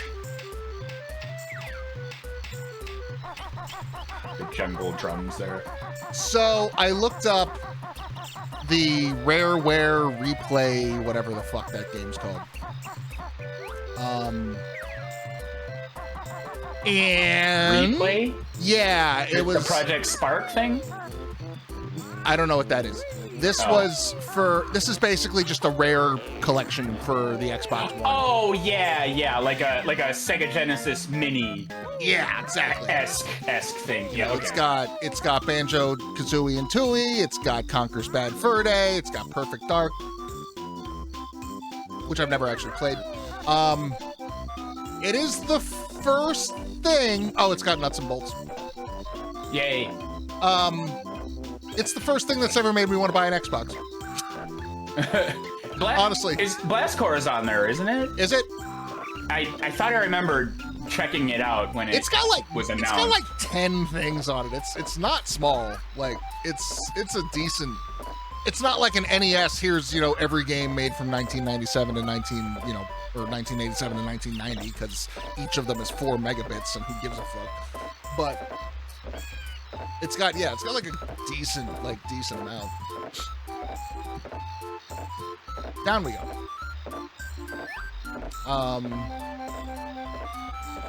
But yeah, it's the first thing that's ever like I was thinking about like maybe because an Xbox One is not their most recent, right? I fell off after I think Xbox One was the last gen. The but one then there was alongside Xbox One X and then Series X, but then I forget which is better, like S or X. I think the Xbox One is their equivalent of the PS4. The Xbox One X is their PS4 Pro. And then the Series X is the PS5, I think? That sounds correct. But there's a Series X and a Series S. Oh. Like they're 2-tiered kind of thing, which I think is just diskless and disc reader. Oh, okay. If memory serves. So like, who cares? Xbox sucks. PS5 better. PS5 is giving me problems too, but the Xbone is probably a reasonable. I could probably get a used one for a reasonable price, like $100. I mean, probably. Yeah, that's just one thing. I have not allowed brain space to know about any of that for me. Like, I don't. This is all to say, I just really want to play Conker's Bad Fur Day again. Yeah, I just happen to have the cartridges, so I'm immune to certain re-releases and stuff like that. But I mean, I get it. A one-stop shop for all those awesome games, like yeah. And like Crimson Dragoon was saying about how to see what they did with the stop and swap stuff, and also it might be the only way to play Banjo-Tooie that I can think of at the moment. Like a legit way. Yeah. Aside from having the 64. God damn it! That is not a hard job. Beaver. The exact same way. Beaver! Somebody move this boulder! Naughty can't get in his house! Because we went back in time, you see. Xbone is a moniker for the PlayStation 3, as far as I assume. Microsoft was all pissed off. Everyone was calling it that. Yeah. We want you to call it the one. Nicknames. We didn't take the 5 minutes it would have taken to figure out that this is a shitty name. And someone might call it that. Someone didn't see the episode of The Simpsons where Marge was pregnant with young Bartholomew. We can't call him Louie. The kids will call him Screwy Louie.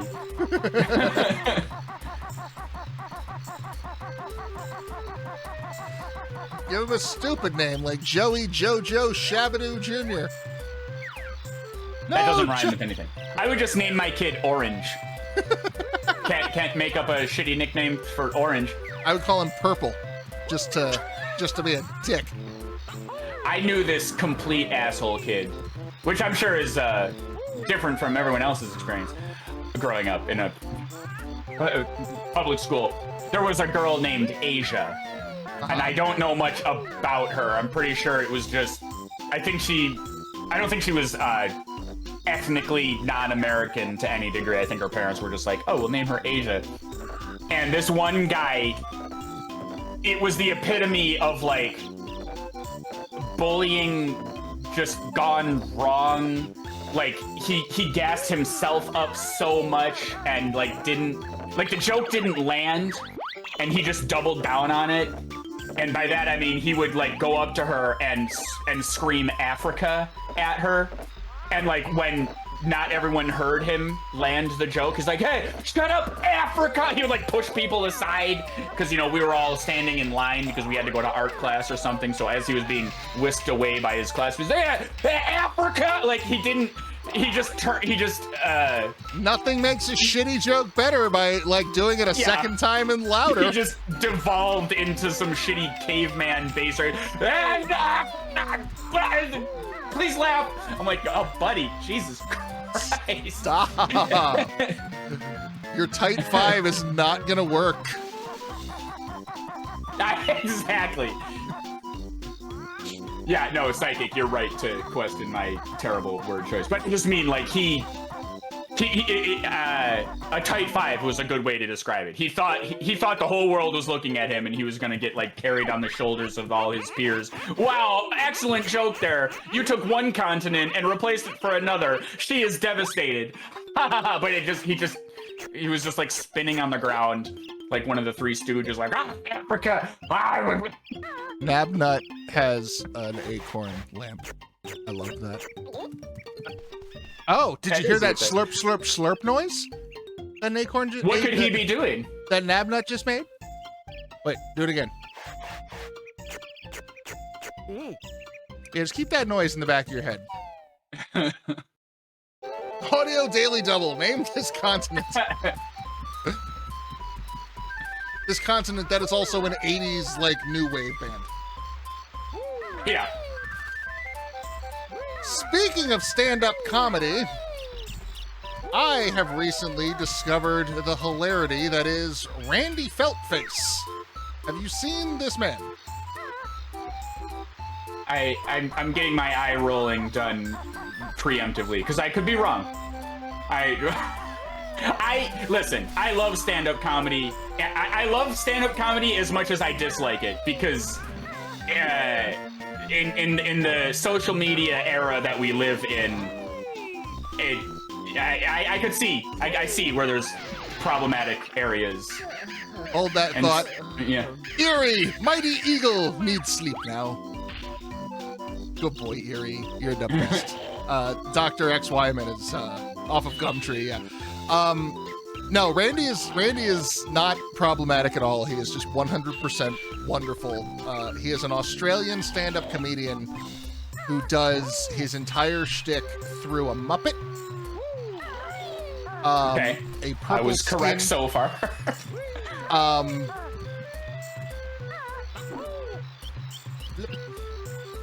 He's kind of a kneel-down comic. No, he's just fucking great. I found both of his specials on YouTube over the weekend and watched them, and they made me laugh. There's a bit about buying a bookshelf on Gumtree that made me laugh harder than anything has in like months. It was great. Well, you know what? There is absolutely room for that surprise, I guess, to happen. Because what's the other guy? Who's the other guy? Jeff Dunham? You talking about Jeff? Fuck Jeff Dunham. Jeff Dunham's an asshole. You knew exactly what I mean. So the bar is low. Different purple Muppet. very different purple Muppet. No, exactly, and that's why I say, like, here I'm like rolling my eye. Oh, his name's Felt Face Ho, idiot. So, but, like, the key difference is Randy does not appear on stage. All you see is the Muppet. Okay. I mean, he's obviously, you know, kneeling down behind something controlling the Muppet, and he makes jokes about that. Like one of his shows, he opens up, he's behind a desk. It's like an office desk with typewriters and shit on it. He's like, okay, I'm basically going to walk from here, goes from one side of the desk, to here. If I went further than that, the magic would be ruined. Jeff Dunham, on the other hand, is just a fucking hack racist douchebag who was never funny. And I don't understand how he got a million fucking specials.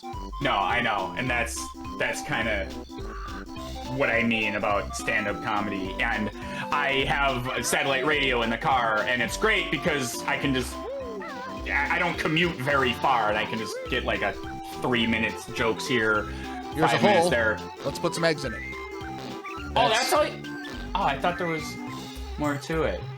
That's how you plant a tree. Let's go find that hot dog tree I planted. It's Banjo Kazooie. Just hole, put some eggs in it. Our parents' generation loves Jeff Dunham. Oh, God. Probably. Even as a kid, I was like... He was on the cusp of things where, like, you know, because when you're a kid, you laugh at terrible, racist, awful shit because you're, you know, 14 and don't know any better. And then someone, you know, pulls you aside, hopefully, and tells you, hey, you're being an asshole, stop it. Jeff Dunham was one of the few, like, one of the early, like, I did that to myself. Like, this feels wrong. Oh, I get shit, yeah. You maturely came to the correct realization. I didn't have the insight at 15 to be like, well, 9/11 launched an entire campaign of Islamophobia across America that disproportionately affected people. You know, I didn't have that, but I was just like, this weird turban-wearing zombie terrorist character feels wrong somehow. I don't think I'm gonna watch any more of this. I know, it really was just like easier to do that kind of lowest common denominator, you know, turban wearing or slanty eyes or something, and everyone was like, wow, yeah, this is good writing. Like, god damn. And you know what I mean? Like, that's... Yeah. Eerie hungry. Need 5 caterpillars. Give Eerie 5 caterpillars. Wait. Eerie 1 and 2. Plant. Jinjo. What's the 5th one? Plant, Jinjo, Eerie 1 and 2. We just had this conversation. I know. Eerie 1 and 2. Plant, Jinjo. Fuck. It's acorns. Acorns, right, and that's in fall. Where are the honeycomb? We can get the honeycombs later. They don't require... One's under the water, I know. Yes. And I think one is in Nabnut's house? In the attic? It's some inaccessible portion of Nabnut's house, I think. Like, you crawl in one of the small windows. Okay. Or something. Jeff Dunham got around minstrel shows by using puppets. Yeah, pretty much. Eerie need caterpillars. So now we gotta collect all the caterpillars.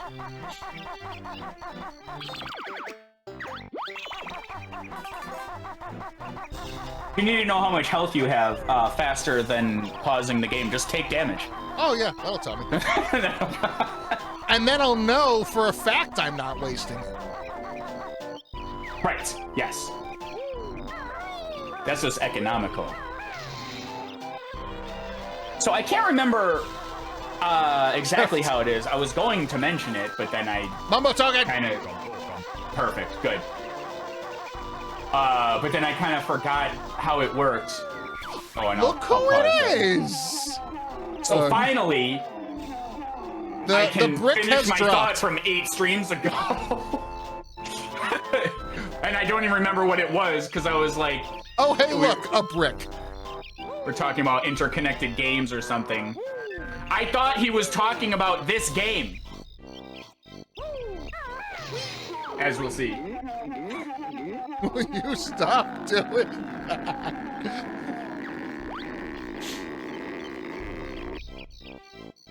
I love how he wasn't here before. Damn it. I'm still wrong. There's still one more. I again couldn't remember. Give it a bit. Just toss that brick gently back up in the air. We'll see what happens. We're finally at the level. Stupid bees. But, I wanted to point out, I guess it is spring. It's been a while. But, so the thing to do, if you're speedrunning this game, is piss off the bees by the flower that you planted. And as you're shitting eggs into the hole, let the bees hit you so that while it's growing, you can move. Oh. And so that's just wasted time watching it grow, right? Sure. Except you can move, but the camera doesn't. Oh, so you have to do it blind. Yeah, you run into Mumbo's hut from there. Okay. And you just you save all that time. And it's kind of a silly maneuver you gotta do, but... We're done in there. I got nothing in there. Unless there's a caterpillar in there. They're not in there, but... Is there not one on top? Eh. I forget if they attack you again. Oh, you're fine. Okay. You can just go in the whole time. This is mine now! I love how they use the theremin in here to give it kind of like a bee buzzing sound. It reminds me of the Gobi's Valley music. It's like they just kind of use the same methodology. They're like, oh shit, we needed a beehive theme.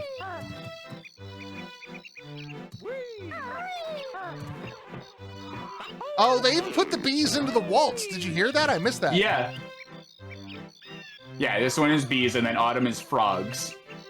This reminds me of that Nicolas Cage movie. Face Off. Face Off is brilliant. I will hear nothing about Face Off. I saw that in theaters at least once, probably twice. Because it's that good. I had to dedicate all of my movie viewing to one of the faces. So then I went back a second time to really give a fair shake. Yeah, John Travolta didn't really get his in the first viewing. Yeah. Much like how Jeff Dunham was one of the first times I on my own realized, like, oh, this is probably racist and bad. I knew we didn't like Jeff Dunham when I brought him up, but this is hilarious. Like, reinforcing he's terrible. Much like that was a watershed moment for my my media literacy. Face Off, John Woo's Face Off, was the moment, like one of the early moments where like the budding growth of a fucking film snob hipster douchebag started growing within me, because there is a scene in that movie toward the end where they are doing a big gunfight. John Travolta as Castor Troy wearing the face of Sean Archer. John Travolta being Sean Archer, Nicolas Cage being Castor Troy. They have switched faces. Now John Travolta is playing Castor Troy, and Nicolas Cage is playing Sean Archer in Castor Troy's body. And Sean Archer, federal agent, has raided Castor Troy, really Sean Archer's criminal compound, with a SWAT team to silence him. Played by Nicolas Cage. Who is currently drugged out of his fucking mind. Just absolutely, completely fucking shit. Like, would you like some LSD with a side of mushrooms and fucking speed? Here you go. And he just does all of it. And as the SWAT team... I do not remember that. Wait, why? What he was just, did he just hit up the drugs 7-Eleven on the way to the gunfight? They're in the criminal compound, and Gina Gershon plays, I don't remember, this would be really impressive if I could remember the tertiary characters. But Gina Gershon's brother, the drug dealer and, caretaker of Castor Troy's illegitimate... Down there. It's down though. Oh, the shit. Oh, okay. There's actually a platform here. Sometimes this is the shit ramp. Like in Fall, when you have to get the nut down here. Anyway, as the SWAT team, like a medieval latrine or something.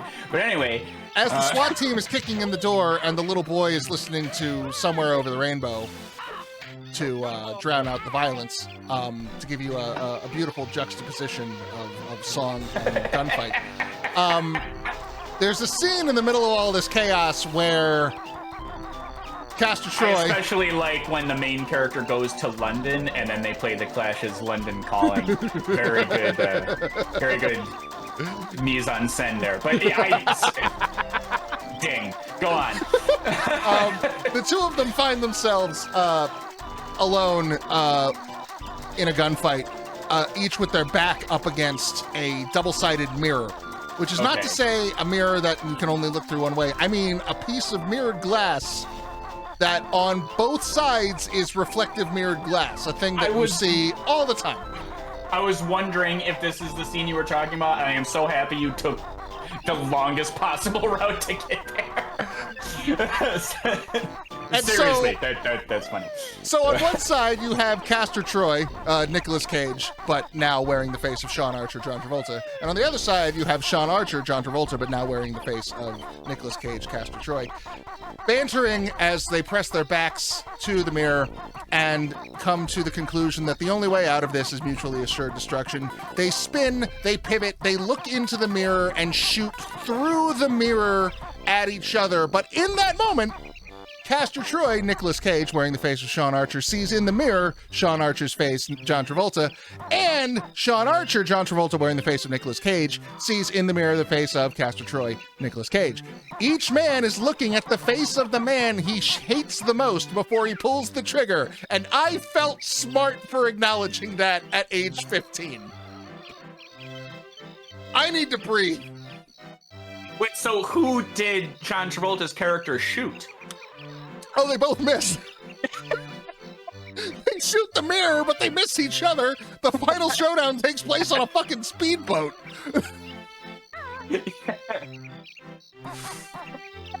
Castor and Pollux Troy, yeah, they are basically, they are, I believe, the Roman equivalent of, no, Romulus and Remus are the Roman equivalent of Castor and Pollux Troy. That's what it is. I like how at the end of the movie, he's just like, oh, new son. Shit. Also, yes, new son. Oh, this child is mine now.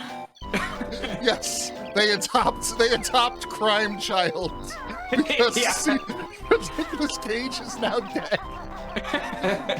He's like, oh, good. I lost. I had one of these. I lost it.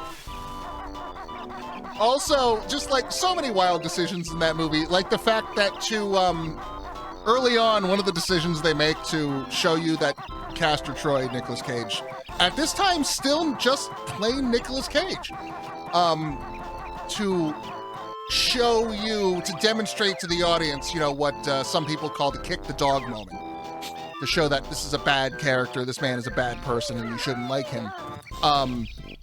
They decide that the best way to demonstrate that in his sexual aggressiveness is to show his fondness for cunnilingus. With the immortal line, I could eat a peach for hours. Wait, you're telling me that was the cinematographic choice being made to call this man a monster? Yes. I enjoy giving oral pleasure. Yes. And also, I'm going to phrase it in the... of DJ Khaled. DJ Khaled, the greatest man to ever live, according to this metaphor here. According to John Woo, DJ Khaled is just... It's just awful. I understood the eating peach line to be something below board, but I didn't know it was specifically... When I watched the movie at the time, I didn't know it was... specifically DJ Khaled. I mean, Sai, I suppose your interpretation, but given the context of the '90s, I think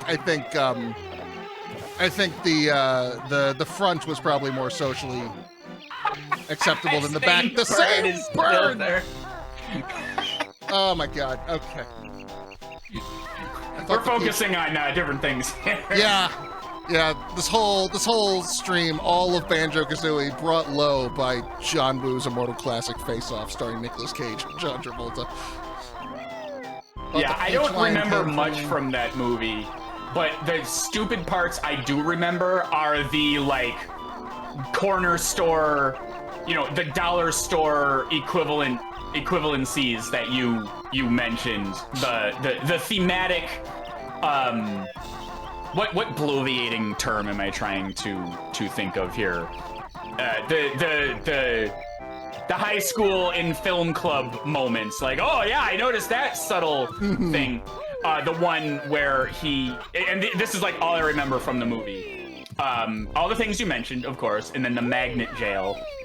But then John Travolta, as his actual character, confronting his daughter, who's wearing some questionable makeup or something, and he says the line, like, I don't understand, who are you supposed to be now? You know, some foreshadowing of an identity crisis that might be, who is the real person versus who is your true self? And she's like, I'm supposed to be me! And she runs away, and it's like, you know, that. And then, of course, the famous part at the end where he's like, but every time you look in the mirror, you'll always see my face! And he's just going full, everyone's talking about full Nicolas Cage, but that was... John Travolta definitely gave him a run for his money in that scene. Yeah. So yeah, those two very... cinematographic moments again, like, yes, I see the thematic ties here. One is a man struggling to gain his identity, while another wants to shed it away.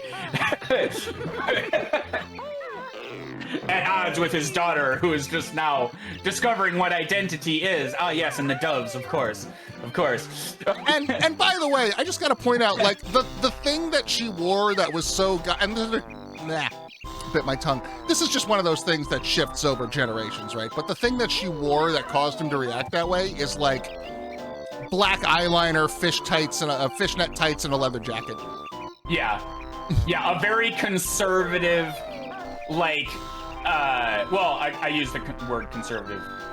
But like by today's standards, it is. It's just like, yeah. An outfit, but yeah, in the 90s, it was like a biker chick. That was about as leather-clad hotness as anyone could imagine. And a biker chick. Victoria's Secret model, biker chick. Those are the only two in that era of women to exist. Because secretary had gone the way of, you know, that's a 60s thing. And stewardesses were defunct. Maggie Gyllenhaal tried to do a thing with secretary. That movie sucked, by the way. A modern example of that, though, something I watched recently that actually kind of like made me go, wait, what? David Cronenberg put out a movie last year called Crimes of the Future that I will talk about after I kill this bird. 20 minutes later, I'm on the platform. There we go. So this is Click Clock Wood. Oh my god! Grippy paws on the slippy slides. Okay, moving on. David Cronenberg put out this movie called Crimes of the Future that I would be here all fucking day if I tried to explain it. But yeah, the elevator... Cronenberg does a lot of the heavy lifting there and explaining the what the fuckness. Wait. I heard that John Woo also removed the faces of 100 doves before releasing them at the climax of the movie. Same Slurpee noise. Yeah, that saved room on the memory in the cartridge. I refull now. Need more sleep. I fell off a tree. You were in the middle of talking about something, and I didn't want to interrupt you. But when I saw Dr. X Wyman's message there, I started laughing so hard I fell off the tree.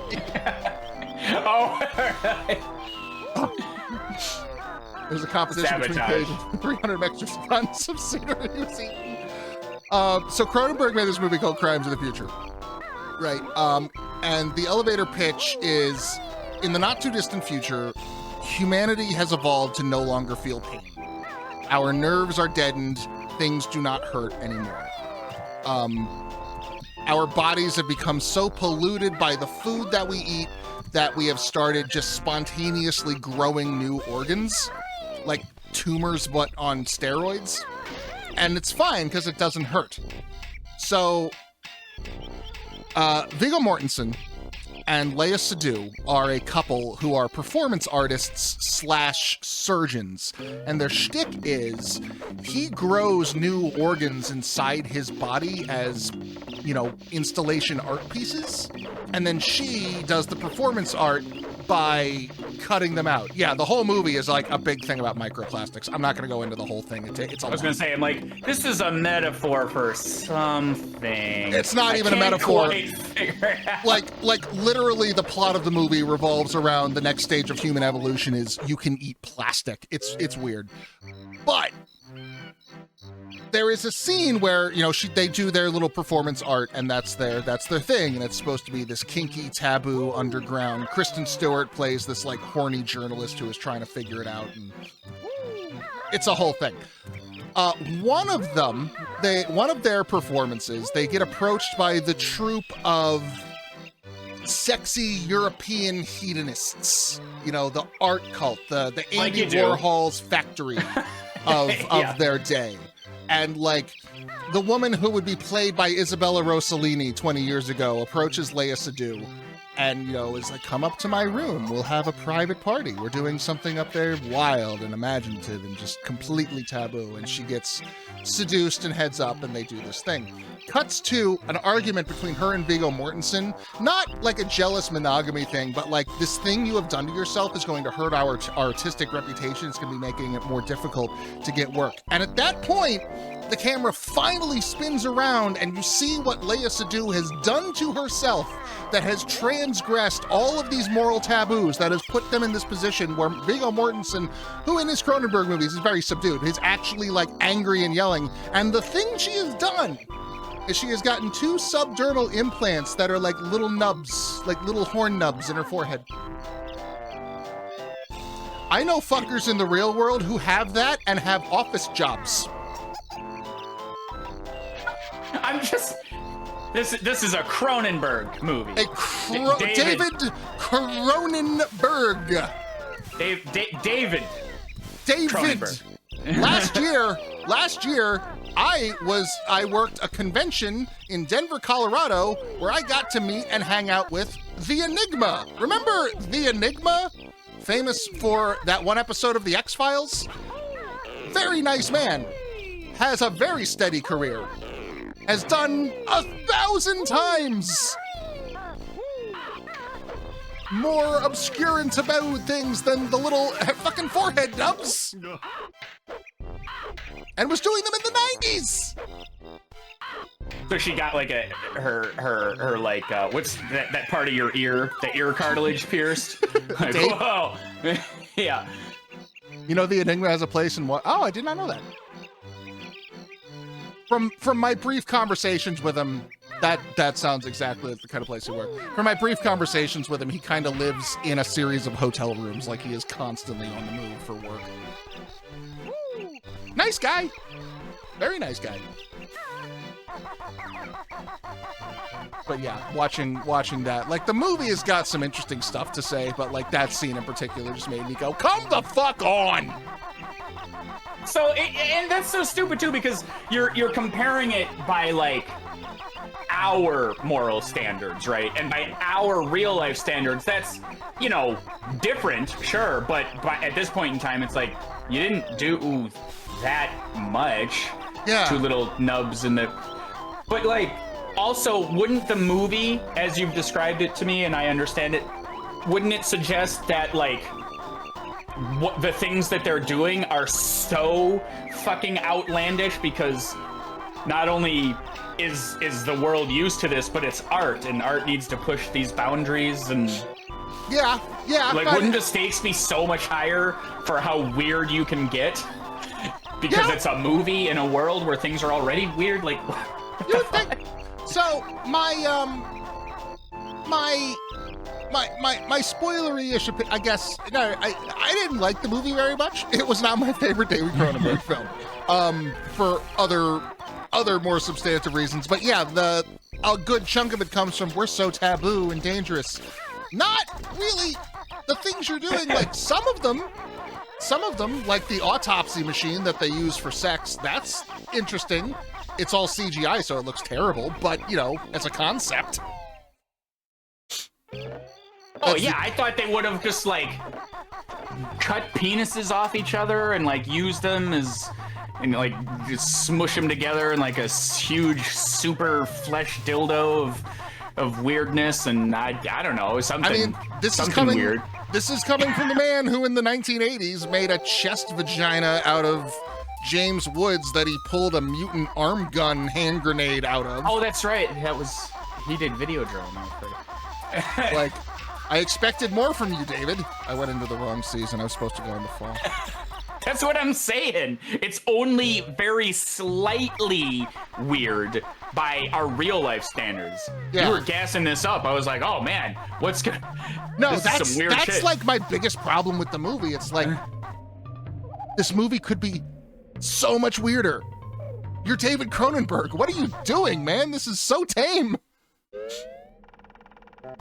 Yeah, Existence was fucking weirder than this 25 years ago. God, Existence 30 years ago. Existence is old. Now he needs 10 caterpillars. He's a growing boy. Also, in the middle of that rant, I guess I just stumbled across the, like, one Jiggy we were missing in fucking summer. Oh, yeah, up on the ledge there. Yeah, I remember. I watched you do it, and I'm like, oh, yeah, he's very pointedly going to that thing that we cataloged in our brain as you must go there. Yeah, obviously. That was my fingers. That was my fingers taking over. I guess muscle memory. Remember what that was? And you dodged the bird expertly. I have visual memory of this, but like not controlling it because I was too busy being angry about Cronenberg. Meanwhile, his son is apparently just doing fucking bizarre shit. Like Infinity Pool, that is the new Brandon Cronenberg movie. It's apparently just nonsense. Okay, yeah, I hear there's too much stuff. I can't. This is without contest the most philosophical playthrough of Banjo Kazooie. Let's just tune in for Banjo Kazooie. Like, Raqus represents one face, and Dagron on the other is a different ideology altogether, and then sometimes we swap, and it's very deep, you see. Mommy, can I watch the silly game about the bear and the bird? Sure, honey, there's no way there'll be an unhinged rant about Face Off or David Cronenberg. What the hell did you say last time? We were like, oh, Rusty Bucket Bay haunts my nightmares in a fucking dystopian, iconoclastic, whatever the hell you said, remember? You went on the whole thing. I remember it happening, I don't remember the words. Yeah. Fortunately, I recorded it for posterity. The best part was when Rocky's Caterpillar. Yeah, that was part of the tilted cartridge glitch. You had to do that and then pull your face off, and then you get like 10 extra lives. Oh. Only hardcore N64 modders knew about that one. And then Mia Goth showed up, and I still haven't seen Infinity Pool, so I can't really finish that joke. Mia Goth's great, though. I fucking love her. I can't wait to see what she does next. I'm only... so, for a while, like 2 years of my life, well, so I graduated college for film, and I already was like, well, I need to know actors and directors and, like, know things generally about film. And then I got a job where literally the entire point of my existence at that job was to know actors' names. Because I had to identify them in promo photos and everything. And, like, that was just... I had to know this stuff, and then I haven't worked there in like 10 years, and I am so stunted now. I feel so bad. I want to know new actors and actresses' names, but then I can't. Oh yeah, I got two eggs in that hole. Mia Goth the first thing I remember seeing her, see, she's been in, I don't know if you'd actually know her because she does like really weird horror movie shit that I don't think is really I've your seen speed. her name, yeah. She was in The Cure for Wellness is the first thing I can remember seeing her in. And then more recently she did Pearl and X and now Infinity Pool. Oh, X. Yeah, that's probably Or sorry, the X and then one. Pearl. X was the first one, Pearl was the sequel. I was about to ask you, because yeah, X was like this weird movie, and then they made a sequel, right? And there's a threequel, if that's a Yay. thing. Banjo 3EX. Yeah, you can call anything whatever you want now, and just add "quil" at the end. That's how the industry works. I hope you enjoyed your meal. Would you like anything from the dessert cart? Yeah, I'd like a pumpkin pie quill. Yeah, It's the sequel to dinner. yeah, yeah, yeah. Right. The wait staff walks up and is like, "Oh, did you save room for dinner, Quill?" Oh, once again, the game is just like this would be better at 15 degrees. I'm noticing. Thank you, game. For fuck's sake. I always go on, wow. I'm so sorry for you. That looked like you did it well. Now you're gonna fall. Now you're gonna get the acorn and you're gonna fall. Because video games. Gotta deal with Robin Hood over here. I love these little Robin Hood guys too. There's like 3. There's only like 2 or 3 of them, but they're fucking great. And now they're dead. I have caused their extinction. Yeah, they're little. Yeah, it's actually. Wait, don't they have a different one? Don't they say something different when they're? Whatever. Maybe. I did not. Robin Cluxley.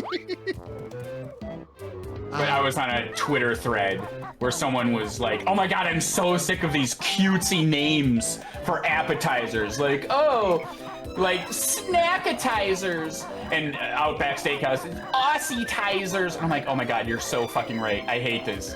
And now we've got dinner prequels to contend with. Oh. God damn it. I mean, yeah, no, they're annoying, but like, also, if you've gone to dinner at the Outback Steakhouse or Applebee's or something, like, it goes back to the thing with Forspoken, like, yeah, but you signed up for this. You know what this is. Like, yes, it's annoying, but it's fucking that. Don't be in an Outback Steakhouse then. That's how I do it. That is a good point. And I forget what my thesis was, because I was on board. I was like, yeah, what? Why are you trying to make spinach artichoke dip more different than it is? Like, it's shitty garlic bread and shitty dip. Like, you just calling it a sharatizer doesn't change. I don't know. But you're right. You know what? I should shut up. You're correct. Did these reset after I left fall? Maybe. Let me check. Oh, good. Caterpillar. They make little squeaky noises. Outback Steakhouse is only slightly less deadly than Australia. I know I have some Australian folks in my audience. Is there any thoughts on Outback Steakhouse? Do they care? That's why I go to Texas, bro. I only eat at houses. Actually, I gotta wonder, because they're an international franchise. Are there any Outback Steakhouses in like Sydney or? It feels like not. I was gonna say it feels like a bad idea, like, oh, look at the novelty. You mean our home where we currently live and are? Yeah. Ooh, novelty. If there is, I hope they only employ Americans. It's like, and they have to do the obnoxiously terrible accent. Good day, welcome to Outback Steakhouse, where the shrimps are as big as the whole barbie. Or, I don't know. I can be terrible because that's the joke. That's. Well, that's the fucking, like, that's the joke, and like I think Arrested Development did it. Simpsons did it at least twice, where like you go to King of the Hill did it, where you go to another country, Japan. Usually when you go to Japan, it's like, let's go eat at America Town, and it's like, yeah, a cowboy in a fucking, like, wearing like a soldier suit And it's like, well, hello there, chums. Do you want to go to New York City, Padre? Like, yeah. Hello there. It was in a Simpsons thing, right? Like, hey, partner, right? Wasn't it like an American? Simpsons amongst, like, I've seen it like 100 fucking times. Like, I'm pretty sure Arrested Development did it. They sold like donuts and like onion rings at the America restaurant. You want a Krispy Kreme burger? yeah. Alaskan piss house, as long as it's a house. Yeah. That's the important part. All right, I need more nuts and more caterpillars. Oh my god, let me see what my dog's doing. Hey. Is being the best.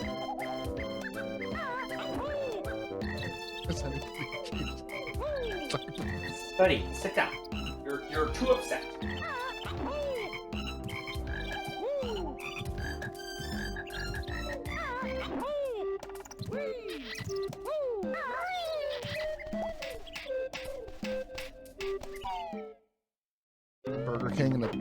Burger King in Tokyo once, the waitress opened by screaming about minimum wage and passed me a baby to hold. That sounds like not an ideal fast food experience.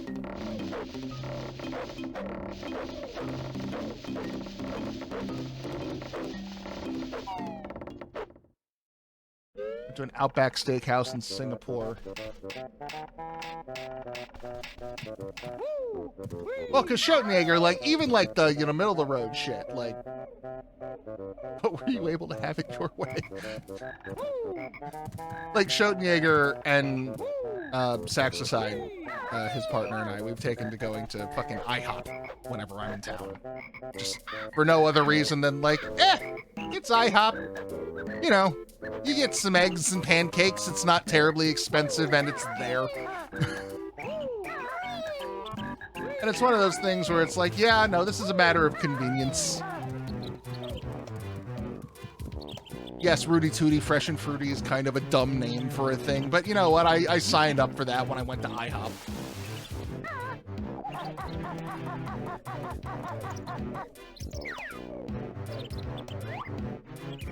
Where the fuck is your last nut?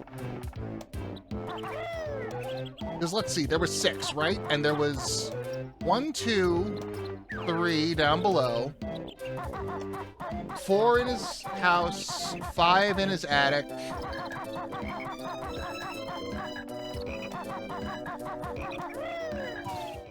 They've turned the baseline into frogs. I just realized that.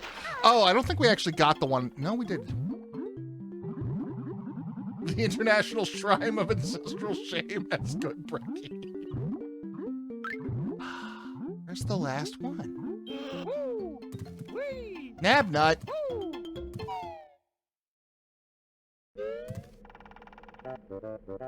And then we need what? 3 more caterpillars.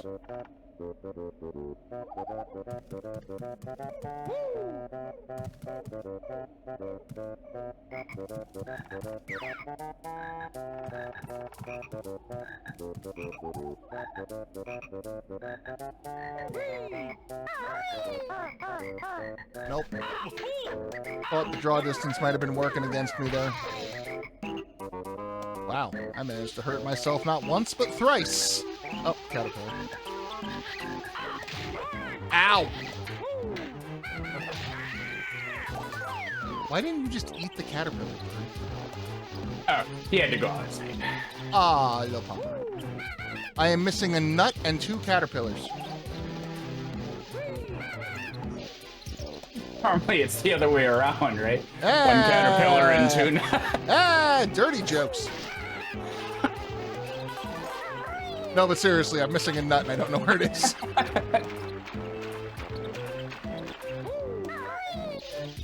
Oh, wait a minute. We gotta Is it talk. time? Is it finally fucking time?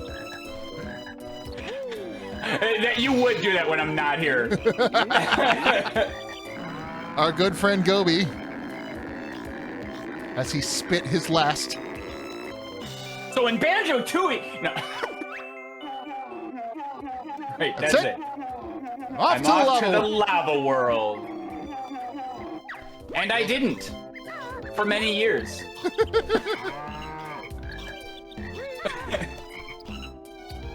Shut the fuck up. That's what you want, though, right? Yep. Oh.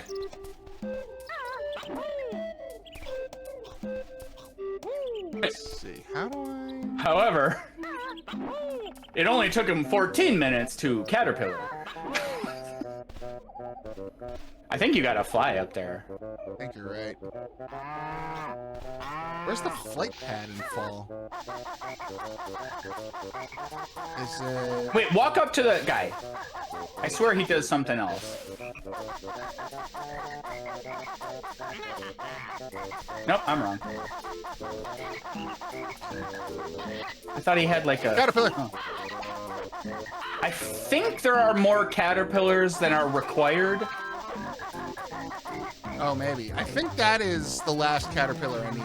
But just caterpillars. And if memory serves, the acorns are all basically in that area. Yeah, and I got 5 of them.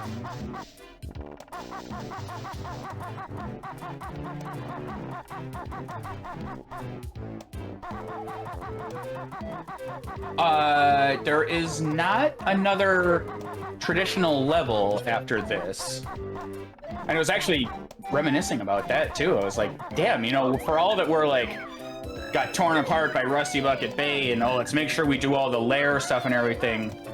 It all came together pretty neatly. It always does. Which is part of the satisfaction of playing these old games. Yeah. Like, you get to... I'm on camera. Work with me here. Yeah, here I was like, oh yeah, you gotta do this, and then that, and then hit this switch, and I was like, oh no, damn, we're at the end. And then, next time, we're gonna get to do the finale, which, like, by the way, this game does so well something that I think games have forgotten how to do, which is to make the finale, the end, the final level of the game, because there's one more level, I guess. There's no more worlds, so to speak, but there's, you know, the level that is the, you know, rest of Gruntilda's lair. And they make it a fucking party. It is a goddamn festival. I love it.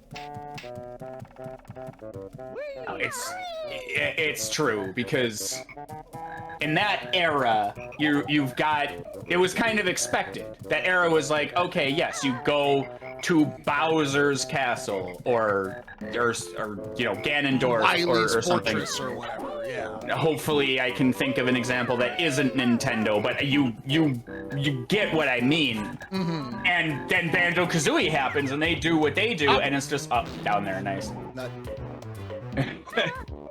And it's just like, yeah, not only was it amazing at the time, I was even complaining about this nut earlier with the stupid ledge. The shit slide, or yeah, the shit slider. Shit ramp.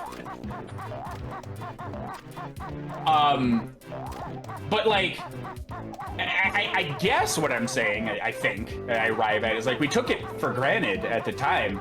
We were just like, wow, cool, a finale like all the other games, but like a unique flair that only Banjo-Kazooie could do. And you're absolutely right. Too many games these days are like, oh yes, go back to the tutorial area and it's nighttime now, and kill some dudes, I guess. I don't know. Or even worse, like, oh, you got to the Evil Empire's Doom Fortress. Okay, it's like 2 hallways in the final boss fight. We know you want to just get this shit over with. Like, yeah, there's some columns on the wall and like, no, I don't want to get this is what I've spent the last 80 fucking hours leading up to. Catharsis, my friend, please. For the love of God, let me feed the little caterpillars. The Eerie, the best boy. Oh, Eerie, turn around. God damn. I guess I need one more caterpillar, but conveniently. Eerie, you're so good. Eerie, I love you and your little weird face. Yeah, Mega Man, good example there. You know, you've got a, I mean, that's a different era of games where you've got a boss rush, and if you die, you go back to the beginning of that rush. But like, same thing. Like, you built up to. Soon be Big Bird. Must have sleep first. Maybe he will be a Big Bird someday.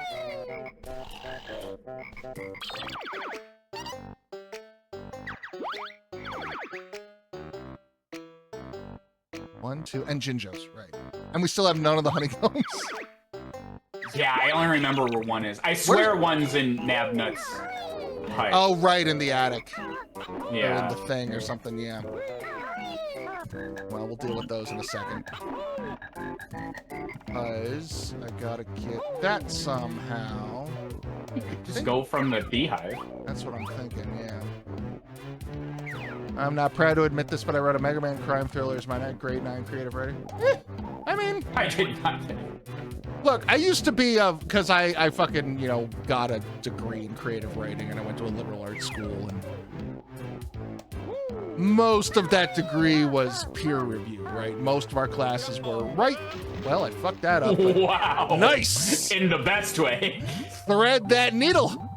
Like, most of our classes were write stories and then have your classmates, you know, tell you how much your stories suck, because it was just a completely unhealthy competitive atmosphere, and everybody. That was my photography class. And like, you know, part of that, you know, fostered, you know, with our, you know, 4chan something awful fucking Zanga MySpace message board blog of the day, you know, lifestyle, created a sort of snootiness against fan fiction, or even things that smelled like fan fiction. Like, oh, are you writing like a fantasy story about like knights and elves and shit? It's fucking Lord of the Rings fan fiction, you poser. Like, you know, there was definitely, like, that was the prevailing attitude.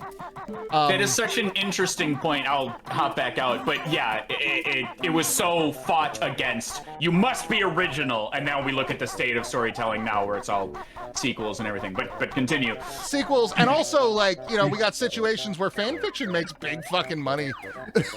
I hate it. I hate the example I'm about to give, and it's the example you always give when this argument comes up. You don't have to say it. But I'll bring up the game. I'll bring up the game. Those stories and also movies make huge money, no matter how fucking dog shit they are, both in, you know, craft and content. Like, they're not well written.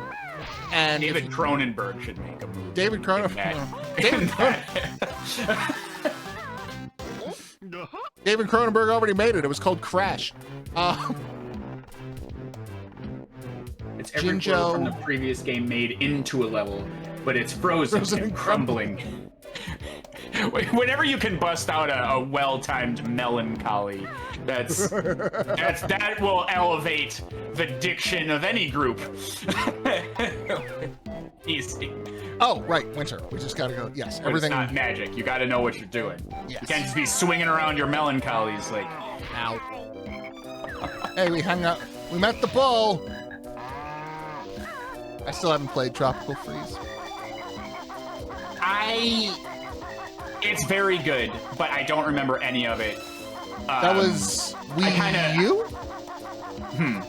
Was that Wii or Wii U? I can't remember. Wii U. Donkey Kong Country Returns was on the Wii. And I'm sad that game isn't mentioned. It's all about Tropical... Like, I like Tropical Freeze. Do not get me wrong. But it's strange to me that is the game that casts a shadow that no one could escape from, I guess. I didn't think it was, like, so much better than Donkey Kong Country Returns that I just lost my mind. It is. It's a proper sequel, and it improves upon things. So take everything I say with a grain of salt. I'm just like, my point is more, I love Donkey Kong Country Returns, and I thought that was fucking wonderful that DKC Returns could walk so Tropical Freeze could run, and I just wish people would mention the other one more. I think it's that problem where, like, anything that was on the Wii, like anything that was a Wii U exclusive is going to be fighting an uphill battle just for that fact. Mm-hmm. Like, the wonderful 101 finally got a PS4 release like a couple of years ago, and I was so excited when it happened, and I still haven't played it. Oh, also. I did not know that got ported, yeah. Where are you? Oh, I got first person. Hold on. Interrupt myself. God damn it, camera. You never cease to disappoint me.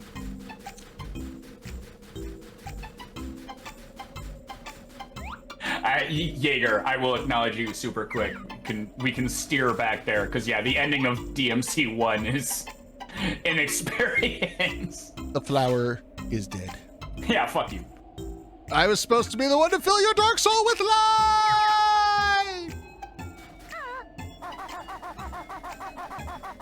That ending of DMC 1? That experience? Yeah, starting at that moment. Looks like we got a winner. Like, what? Where the fuck did you come from? I almost destroyed my PlayStation 2 back in the day because I played Devil May Cry 1 and I beat Mundus, and it took me a million tries because I'm not the best at those games. But I finally beat, Sewer Mundus, and I went, oh, thank God, it's done. I put the controller down, I went to the window, I lit a cigarette, I fucking, the time, I have accomplished my task now to let the credits roll and the decompression begin. What is this airplane doing here? And I almost fucking died. And I would have had to start the whole goddamn fight over again. That part of the game must be cursed, because I similarly went through so many trials and tribulations and just hair-pulling terribleness to beat that fucking nightmare battle. Nightmare being the actual name of the thing. And right then, my stepdad decided to walk in and just start complaining that his marriage is falling apart, and just have a big fucking good old-fashioned therapy session with me in the unpausable cutscene that I worked so fucking hard to. I'm like, guy, I need to. Why are you here? And then he left. Also, I'm 16, and that's my mom you're bitching about. It's exactly like, wait, what the fuck? I guess just no one is allowed to bask in the reverence of finally completing that task. Now that Nabnut has his nuts, he's CP. More like, don't take. I really do love what this level does with the different seasons and the stories it tells. They're very simple stories, but, I'm glad Nabnut got to sleep good. And, we were talking about this, right?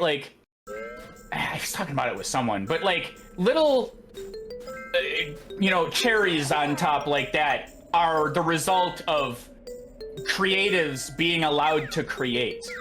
Yeah.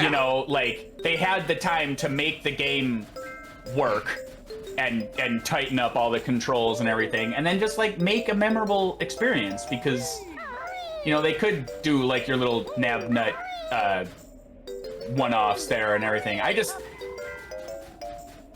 That's why I always like talking about the game as a whole. If you said, oh, the only part of Banjo-Kazooie I like is, oh, that silly Nabnut part, I would say that's a bad game. Yeah, no. A man cannot live on silly Nabnuts alone. I need to silence the conversation really quickly to give due reverence to the greatest character in the game. Greatest boy.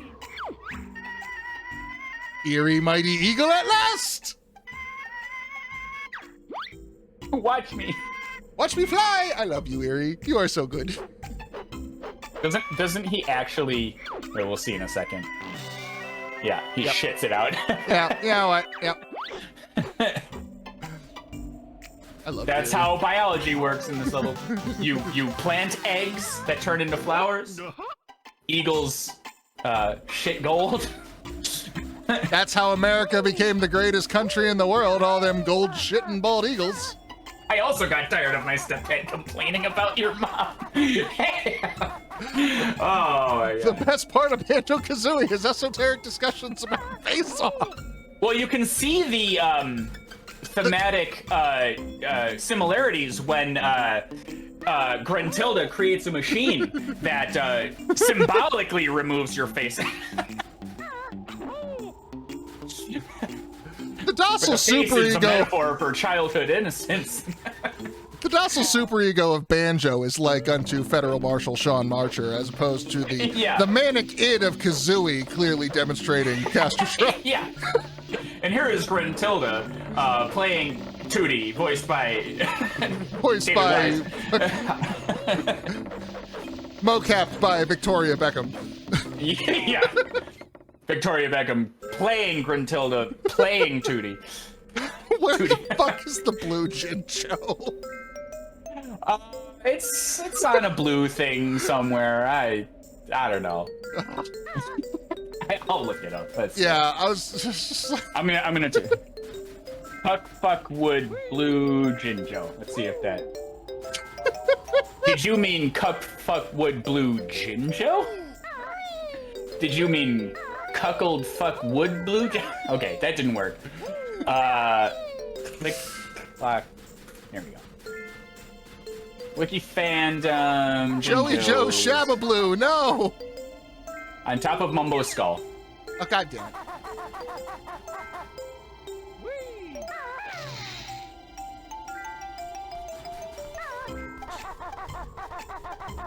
Okay, alright. Who was it? Was it Dr. X Wyman, I think? Okay, so listen. Dr. Lyman Zerga. Alright, so, listen here. Dr. X Wyman. Listen, look. Raqus for how you showed it. Look, wait. All of the voice acting. I have to do this very carefully. There's a very specific situation I have to avoid. Can I just do it like this? Yes, okay. So, Dr. X Wyman, you were about to file a lawsuit earlier, sir. I believe it was you. If it was someone else, correct me, but I think it was you. The lawsuit you were about to file. I present to you my Exhibit A. The doctor is a man? No, Leaf! Leaf! No! No! Leaf! What? Okay. Dr. Simon, I am so sorry. That was petty of you, Raqus 42. The lesser of the two Raquses. Oh, the leaf ruined anything. I'll pronounce it Simon from now on. I apologize. Oh, but the leaf ruined it all. Damn you. I spent all that trying to make sure I didn't get it while I was flying. That was the point. God damn you, Leaf. No. There would have been banjos and kazoos. Also, that was the last Jiggy. You wouldn't have physically seen them, though. Oh, Kazooie pulls them out. Oh no, there would have just been a kazoo. You're right. Kazooie pulls the kazoo out. We have 2 Jiggies remaining. Ooh, and they're both in the lair. No, they're not. They are not. That's right. No, sir. Moving on. That's okay, Sai. We'll deal with it when the time comes. Are you gonna beat the game today? First? No. I'm gonna. No, oh, I yes. mean- Yeah. Yep. Yeah. I'm gonna do the thing we discussed the last time. Okay. They might stand up in your American court, but not in Paraguay, where I am not. All right, here's the shitty part. Do they have an Outback Steakhouse in Paraguay? That's right. Swim under there. Icy water takes double air. I've died at the hole where you come up for air. I made it back and then died physically right as like my nose was touching the top. Do Kazooie's wings frost up? Did I just see that? I don't know. I didn't fucking notice. I was too busy trying not to shit myself in fear. Hi, Naughty. If you did shit yourself, that might warm you up for a second. Naughty doesn't usually get visitors in winter. Yeah, I wonder why. Yeah, Use the shit ramp.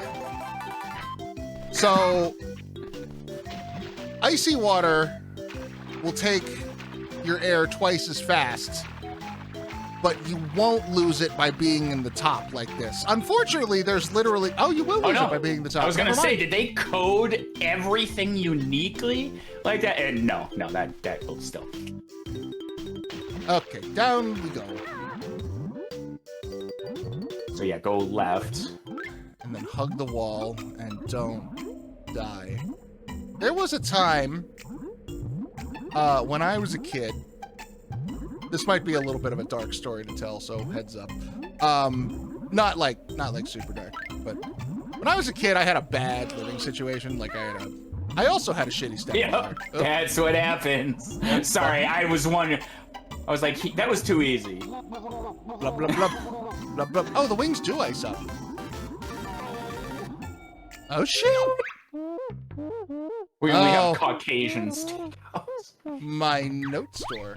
My note score. I had a shitty home situation, so one winter I just I went for a lot of walks just to get the fuck out of the house. And one winter I just went to a lake. We lived kind of in the middle of the woods, and there was a lake nearby that was a good half-mile across, and I just walked across the lake. It was frozen, and in the middle of January or something, I just took a stroll from one side of the lake to the other, and in retrospect, I am terrified of that thing I did.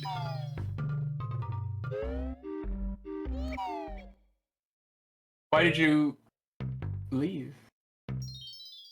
Because I forgot I gotta be a bee. Well, you gotta be a bee, but you also need the other honeycomb. Oh, that's right. That was only the one honeycomb.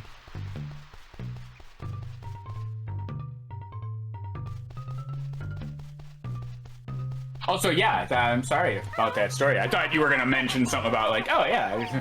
Oh no, I just walked across a frozen lake.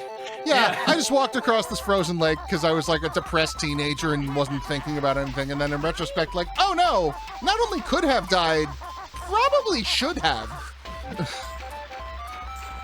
Just one of those things that's like, damn, that was a very bad idea. Why did you do that?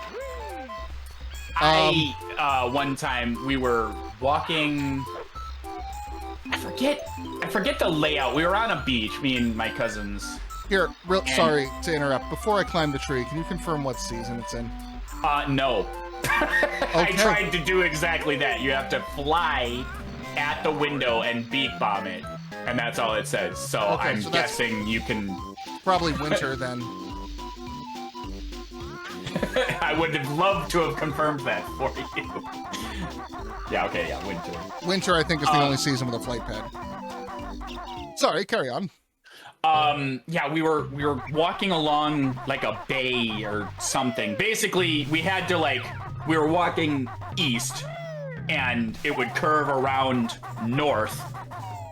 There was like a curvature of water, basically, and it was like the equivalent of cutting across the lawn of that old guy who yells at you. Yeah. And we were like, oh hey, let's just swim across here. It was maybe like an eighth of a mile. Like, not an insurmountably long, like, we could see the beach over there, like, oh, let's just swim. And, like, 40% of the way through, I thought I was gonna die. I was like, I'm in the middle of this water, I might die. I'm about to die. Jesus Christ, I am so out of shape. Is this how I died? Because, did I mention I might die? I was like, I just decided to swim out into the, it was so fucking stupid. And I had to like butterfly side stroke barely survive that situation. And I still think of it, like, why did I think I could do that? What the fuck? I got one for you, and you were there for this one. Oh, you so, So, we went to school in a college There was town. a flight pad right there. Oh, was there? Oh, shit. Yeah, I thought that's where you were going.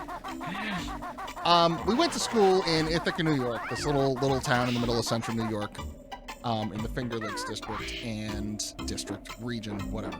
And the slogan that everybody loved to throw on t-shirts and hoodies and other purchasable stuff is that Ithaca is gorgeous. Because it's got all of these like natural gorges and ravines and, you know, waterfalls and lake beds and things. And so one day, Sean and I engaged in what you do when you're trying to make friends and attract interesting people and do stuff in college, like big group activities. We all went down to the fucking gorge, one of them, and jumped off of it. Yeah.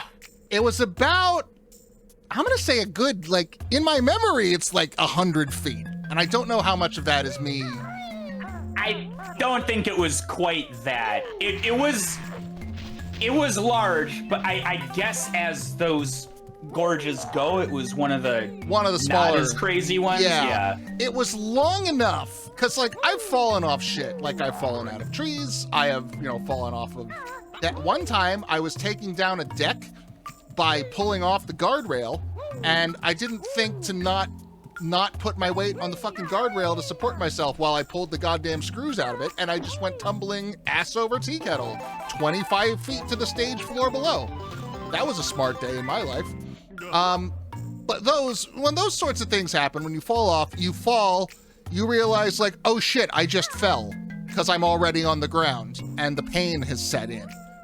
It was far enough that I had time mid-fall to realize, like, oh shit, I am falling, and that is still happening. Like, are you talking about the gorge or the gorge? The gorge. Yes. Yeah, the gorge was tall enough. Because I would agree.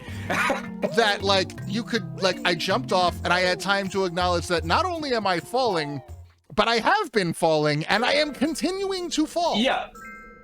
No, that is such a perfect way to describe it. Like, you have time to realize you're up there. Is the crazy part. Hold on. There we go. Go on. Yeah, I'm sure both happened. Probably. So landed in the water, you know, did not get injured or hurt or beset by anything of even the slightest inconvenience. Fall went perfectly, right? Tell that to my fucking body, because I had to lay on the bank for the next hour and convince myself I wasn't dead. I fell asleep. Any like energy that could be used to produce like blood or oxygenate that blood or have the brain tell you to have like bodily function just was gone. I used it all and I fell asleep after jumping, similar to you. Yeah. Like I guess we're done having feelings for however long. Time to go home and read a book. Yeah. Like, oh god, I still think about that sensation of falling. Yeah. That's why when I see, you know, that sometimes like it's played for laughs in movies like Thor Ragnarok, because everything's a Marvel reference. There's that joke where, you know, they go to Doctor Strange's house and he just opens the portal under Loki while he and Thor, you know, he drops through the portal. He and Thor have a whole conversation. They bring Loki back, and like Tom Hiddleston just has this exasperated look on his face, and he says, "I have been falling for 30 minutes." That's not so funny. I can kinda, like, not for the duration that long, obviously, but I can relate to what that feels like. It's not a good feeling. Yeah, you have no control. Like, you want to just reach out onto the banister or something, or like kind of kick your legs and like straighten yourself upright, but you just can't do that. Nope. Your body started spinning in a way when this process began, and it's going to continue that until landing. Yeah. Fuck you if you have other opinions. It's real life ghouls and ghosts. You're Arthur. Where they had the nerve to put real physics in that game. T-Sots work as glass elevators every often. Yeah, no, it's not a good sensation. And then there's people who are just like, oh yeah, I base jump for fun. Like, that's great. I'm happy for you. I will not steal that thunder. Trust me. Yeah, you look so cool right now.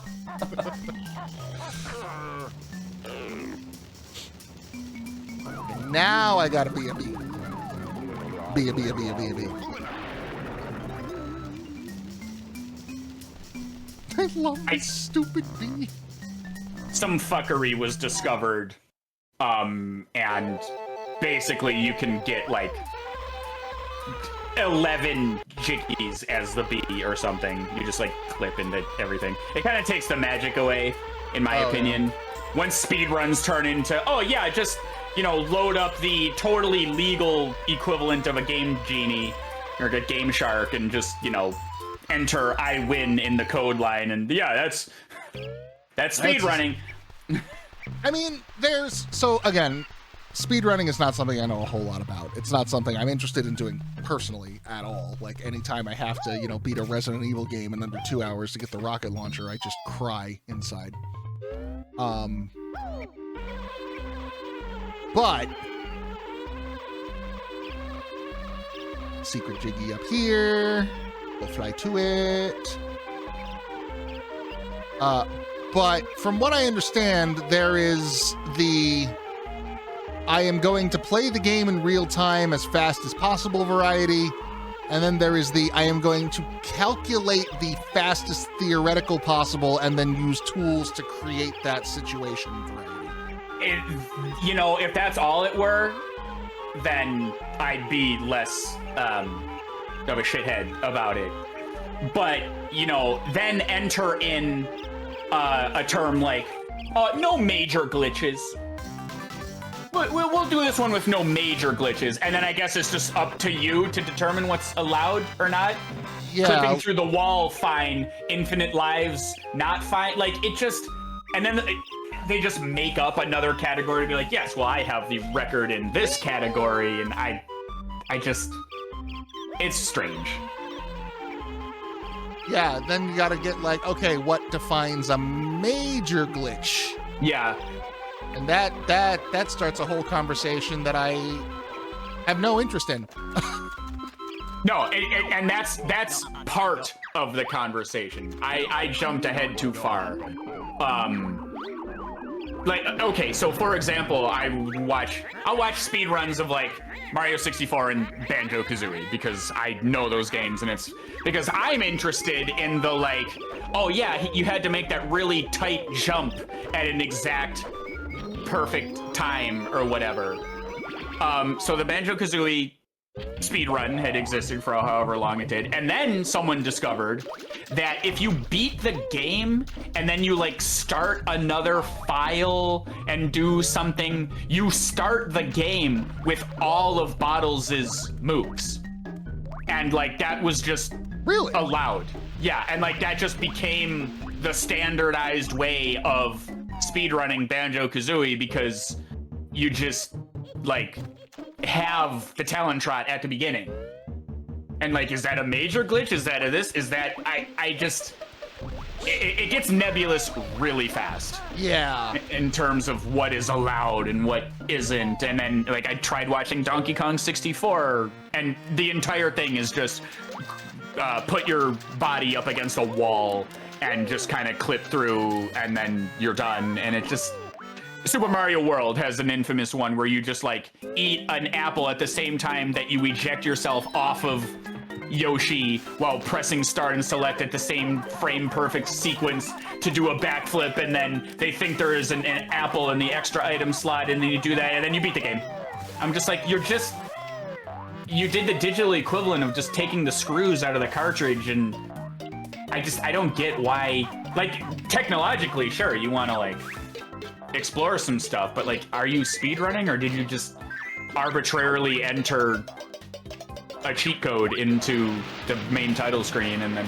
Yeah. I don't know. It's like... Yeah, and I feel like that's like part of it is one of those things. I'm having a hard time putting it together in my head, right? Because that's, you know, part of it is one of those things where it's like, you know, Dungeons and Dragons rules, right? When you're playing Dungeons and Dragons, does this rule make the game more fun? Then keep it. Does it make the game less fun? Then fucking ignore it, right? So, you know, whatever cheats you're doing, like, does it make the challenge a fun thing to do, or is it just shortcutting it and, you know, kind of like cheapening the experience? But on the other hand, it's an inherently competitive situation. Like, right. The whole idea of a speed run is to see who can get the lowest number. And if that's the case, then like, no, you kind of do need standardized rules and structure to operate within. Otherwise, none of it has meaning. Yeah, and normally what happens in the scenario you just described is there's just 8 categories. Someone will get their way up until the point to be like, okay, well, that's the glitchless run, and this is the no glitches run. But then there's no major glitches. That's up to the community to decide. Which is fair. That's good. If the community wants to vote on it, and this is what we all decide is fun for us, sure. But it's like,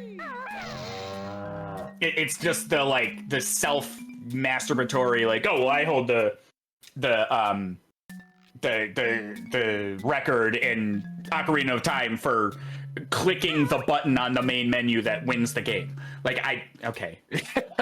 Dr. Zyman holds the record for beating Super Mario Brothers without his NES ever touching a solid surface.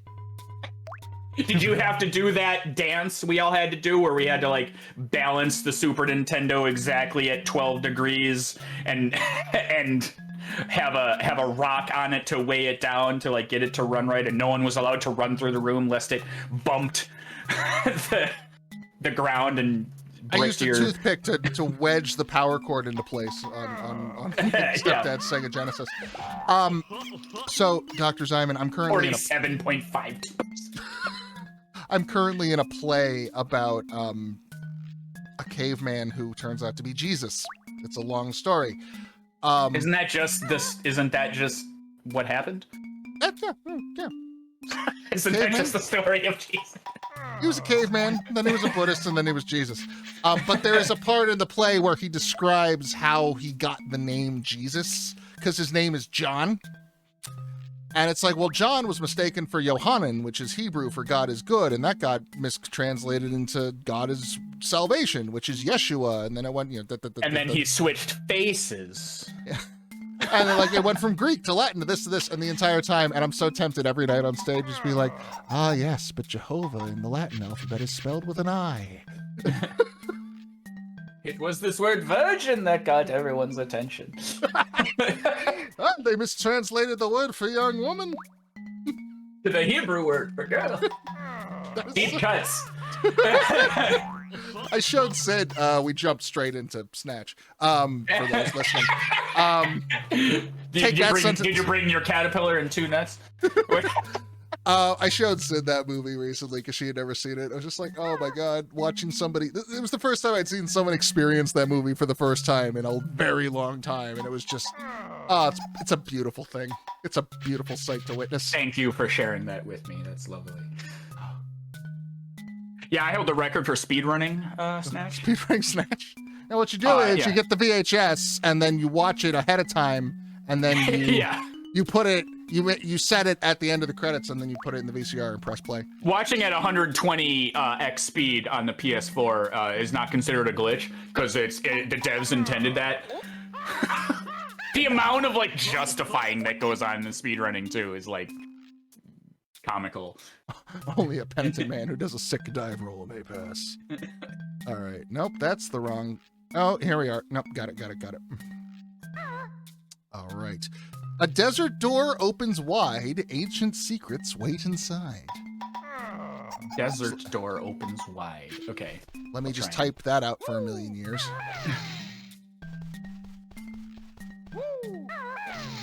Does desert have 4 S's or 5? It's got 2 S's because you're so hungry you could eat 2 deserts. That's literally the trick. My fucking my what do they call it? I think it's in the sand. There's a moon in the sand. My IEP, that's what they called it. My IEP advisor in first grade told me that. IEP stands for Individual Education Program. I was emotionally challenged as a kid. They forced us into these sort of situations. But that was a desert's door opens wide? Fuck! So anyway. It did have 3 S's. But yeah, I have remembered that ever since. It has stuck in my head. I'm pretty sure I had something similar. and you're like cursed to always think of it, like even involuntarily when that subject comes up, like Lefty Lucy. It just sort of like plays automatically in your brain if you're holding a screwdriver or something. One step further, I could not tell you if you asked me cold turkey, hey, does desert have one S or two? I would have to go in my head. Desert has one S, dessert has two S's because you're so hungry to eat two desserts. Therefore, desert has one S, Alex. I have to go through all that. I can't just remember the information. I have to remember the shortcut to the information. Yeah, it's like spaghetti code in your brain. It has to go that way. Also, see the exact same trick for the words supper and super. Oh, I don't use those words too often, so it didn't come up. Okay, you said desert. Door. I need a D. Door. Elizabeth Holmes over here. I'm sorry. I had to watch some of that show, the Amanda Seyfried show, to do some like trailers for it, and a lot of it was just her like saying words and repeating those words and saying them deeper and deeper voice. The way you said it just now reminded me. I didn't know she had a show. It came out like, well, I heard about it because I had to work on it vaguely. But apparently this was after like a movie was already made.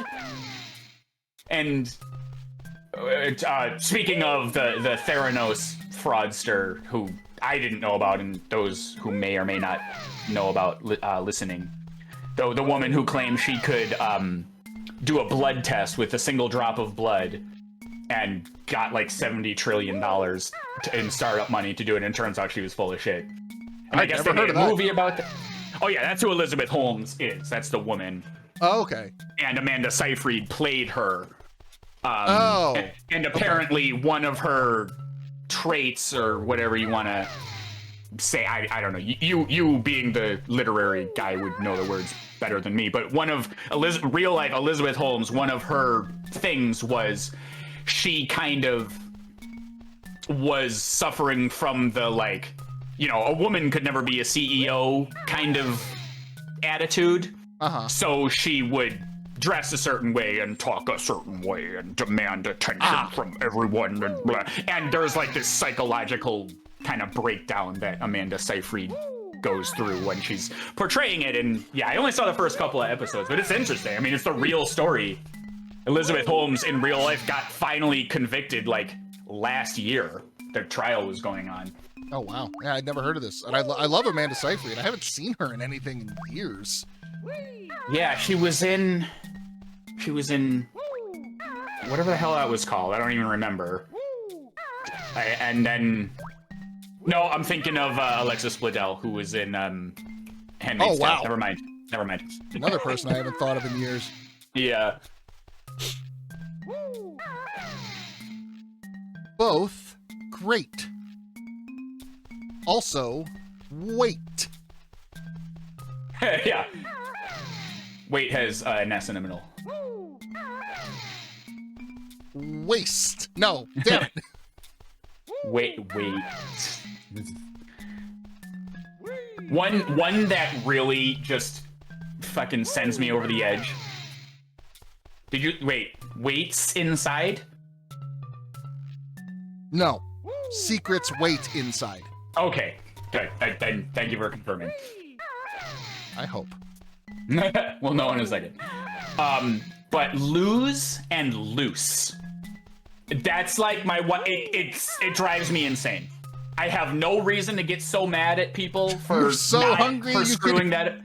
You're so hungry you could eat 2 looses. Yeah. I that's like my one thing. I just cannot handle people screwing that one up. Off to Gobi's Valley. I had a girlfriend write a tear-jerking poem to me once, begging me not to break up with her And she said, this is, or no, not to break up with her. Sorry, I'm painting myself as like some Casanovian shitlord. No, it was nothing like that. It was like our parents were not gonna let us, I don't know. She said it was one battle she was not going to lose. And I was like, it's rubbed me the wrong way ever since. I can't. And like, it's common. Loose and lose are like, I see it fucking everywhere. And I thought, oh, one or two people maybe. Oh, it makes my skin crawl. And I can't explain it.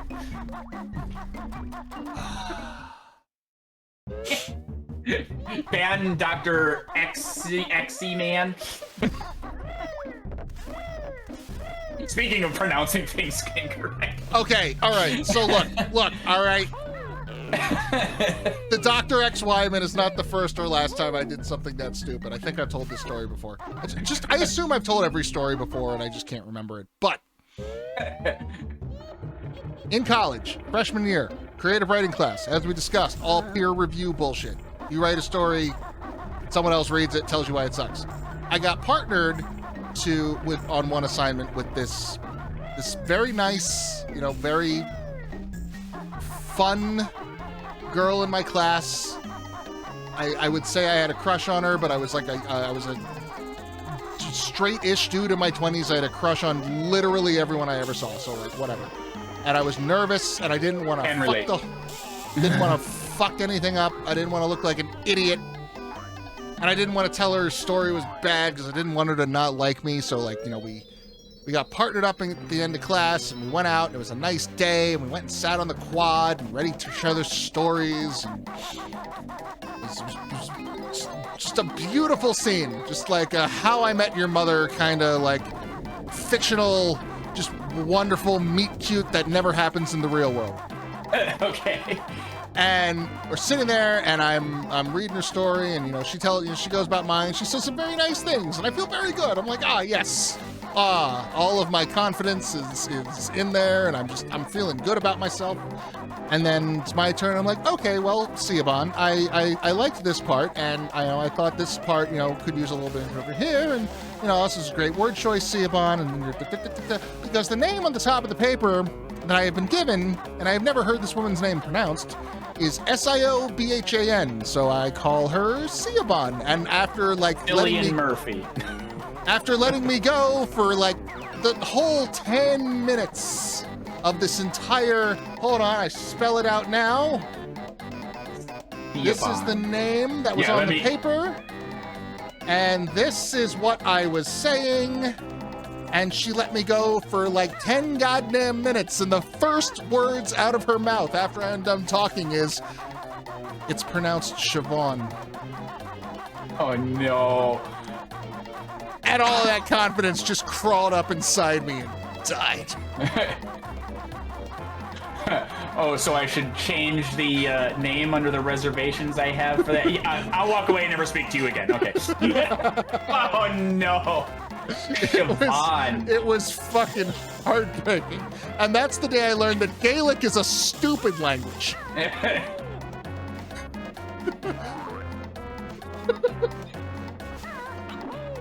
Yeah, I know Sinead O'Connor, but only because I heard someone say it. Like, I don't need to mention again, like, yeah, I have such a problem with people, like, your example is perfect because it's like, I've only ever...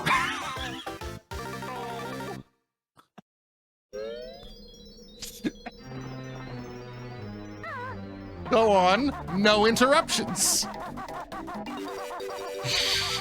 And the voice of dog shows up just in time.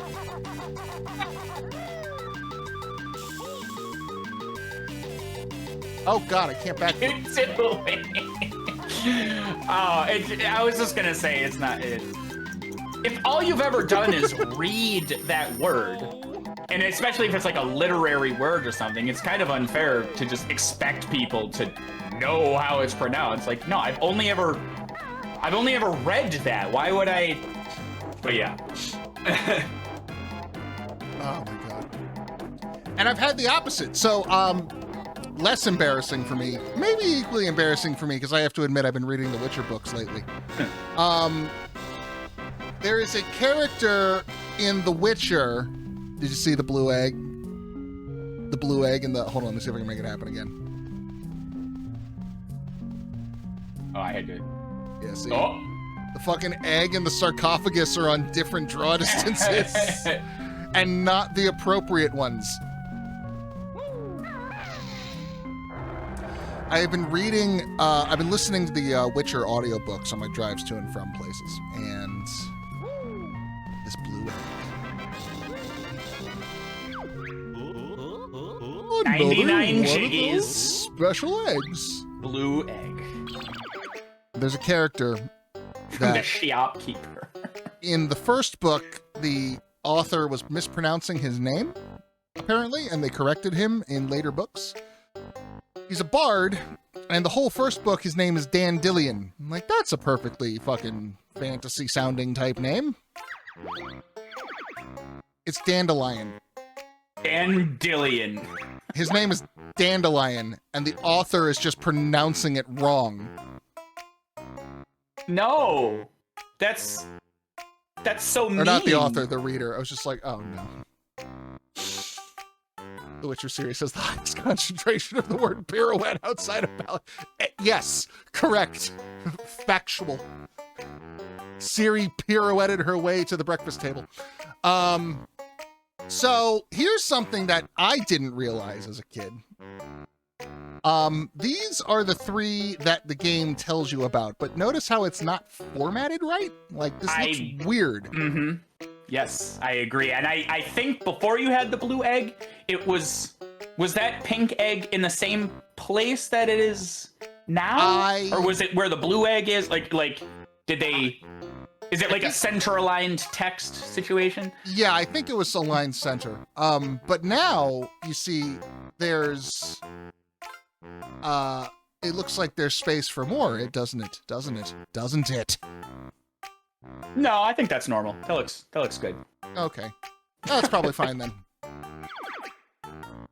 Well then! You know, I just went and pissed myself off more now because, like, everybody... Your story is tragic, let me reiterate. But, like, there's an entire generation of people that went through this and should be understanding. Nobody could pronounce Hermione's name for the longest time. Like, we all collectively... a large number of people had never heard that.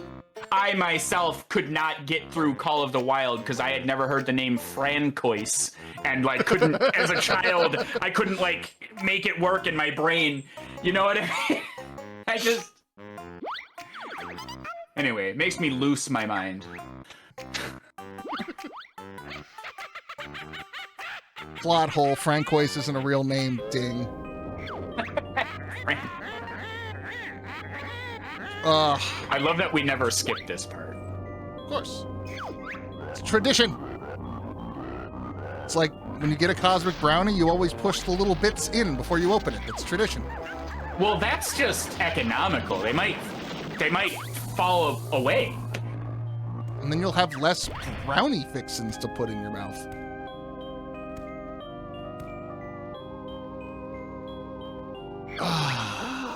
Yeah, so next time it's gonna be the finale.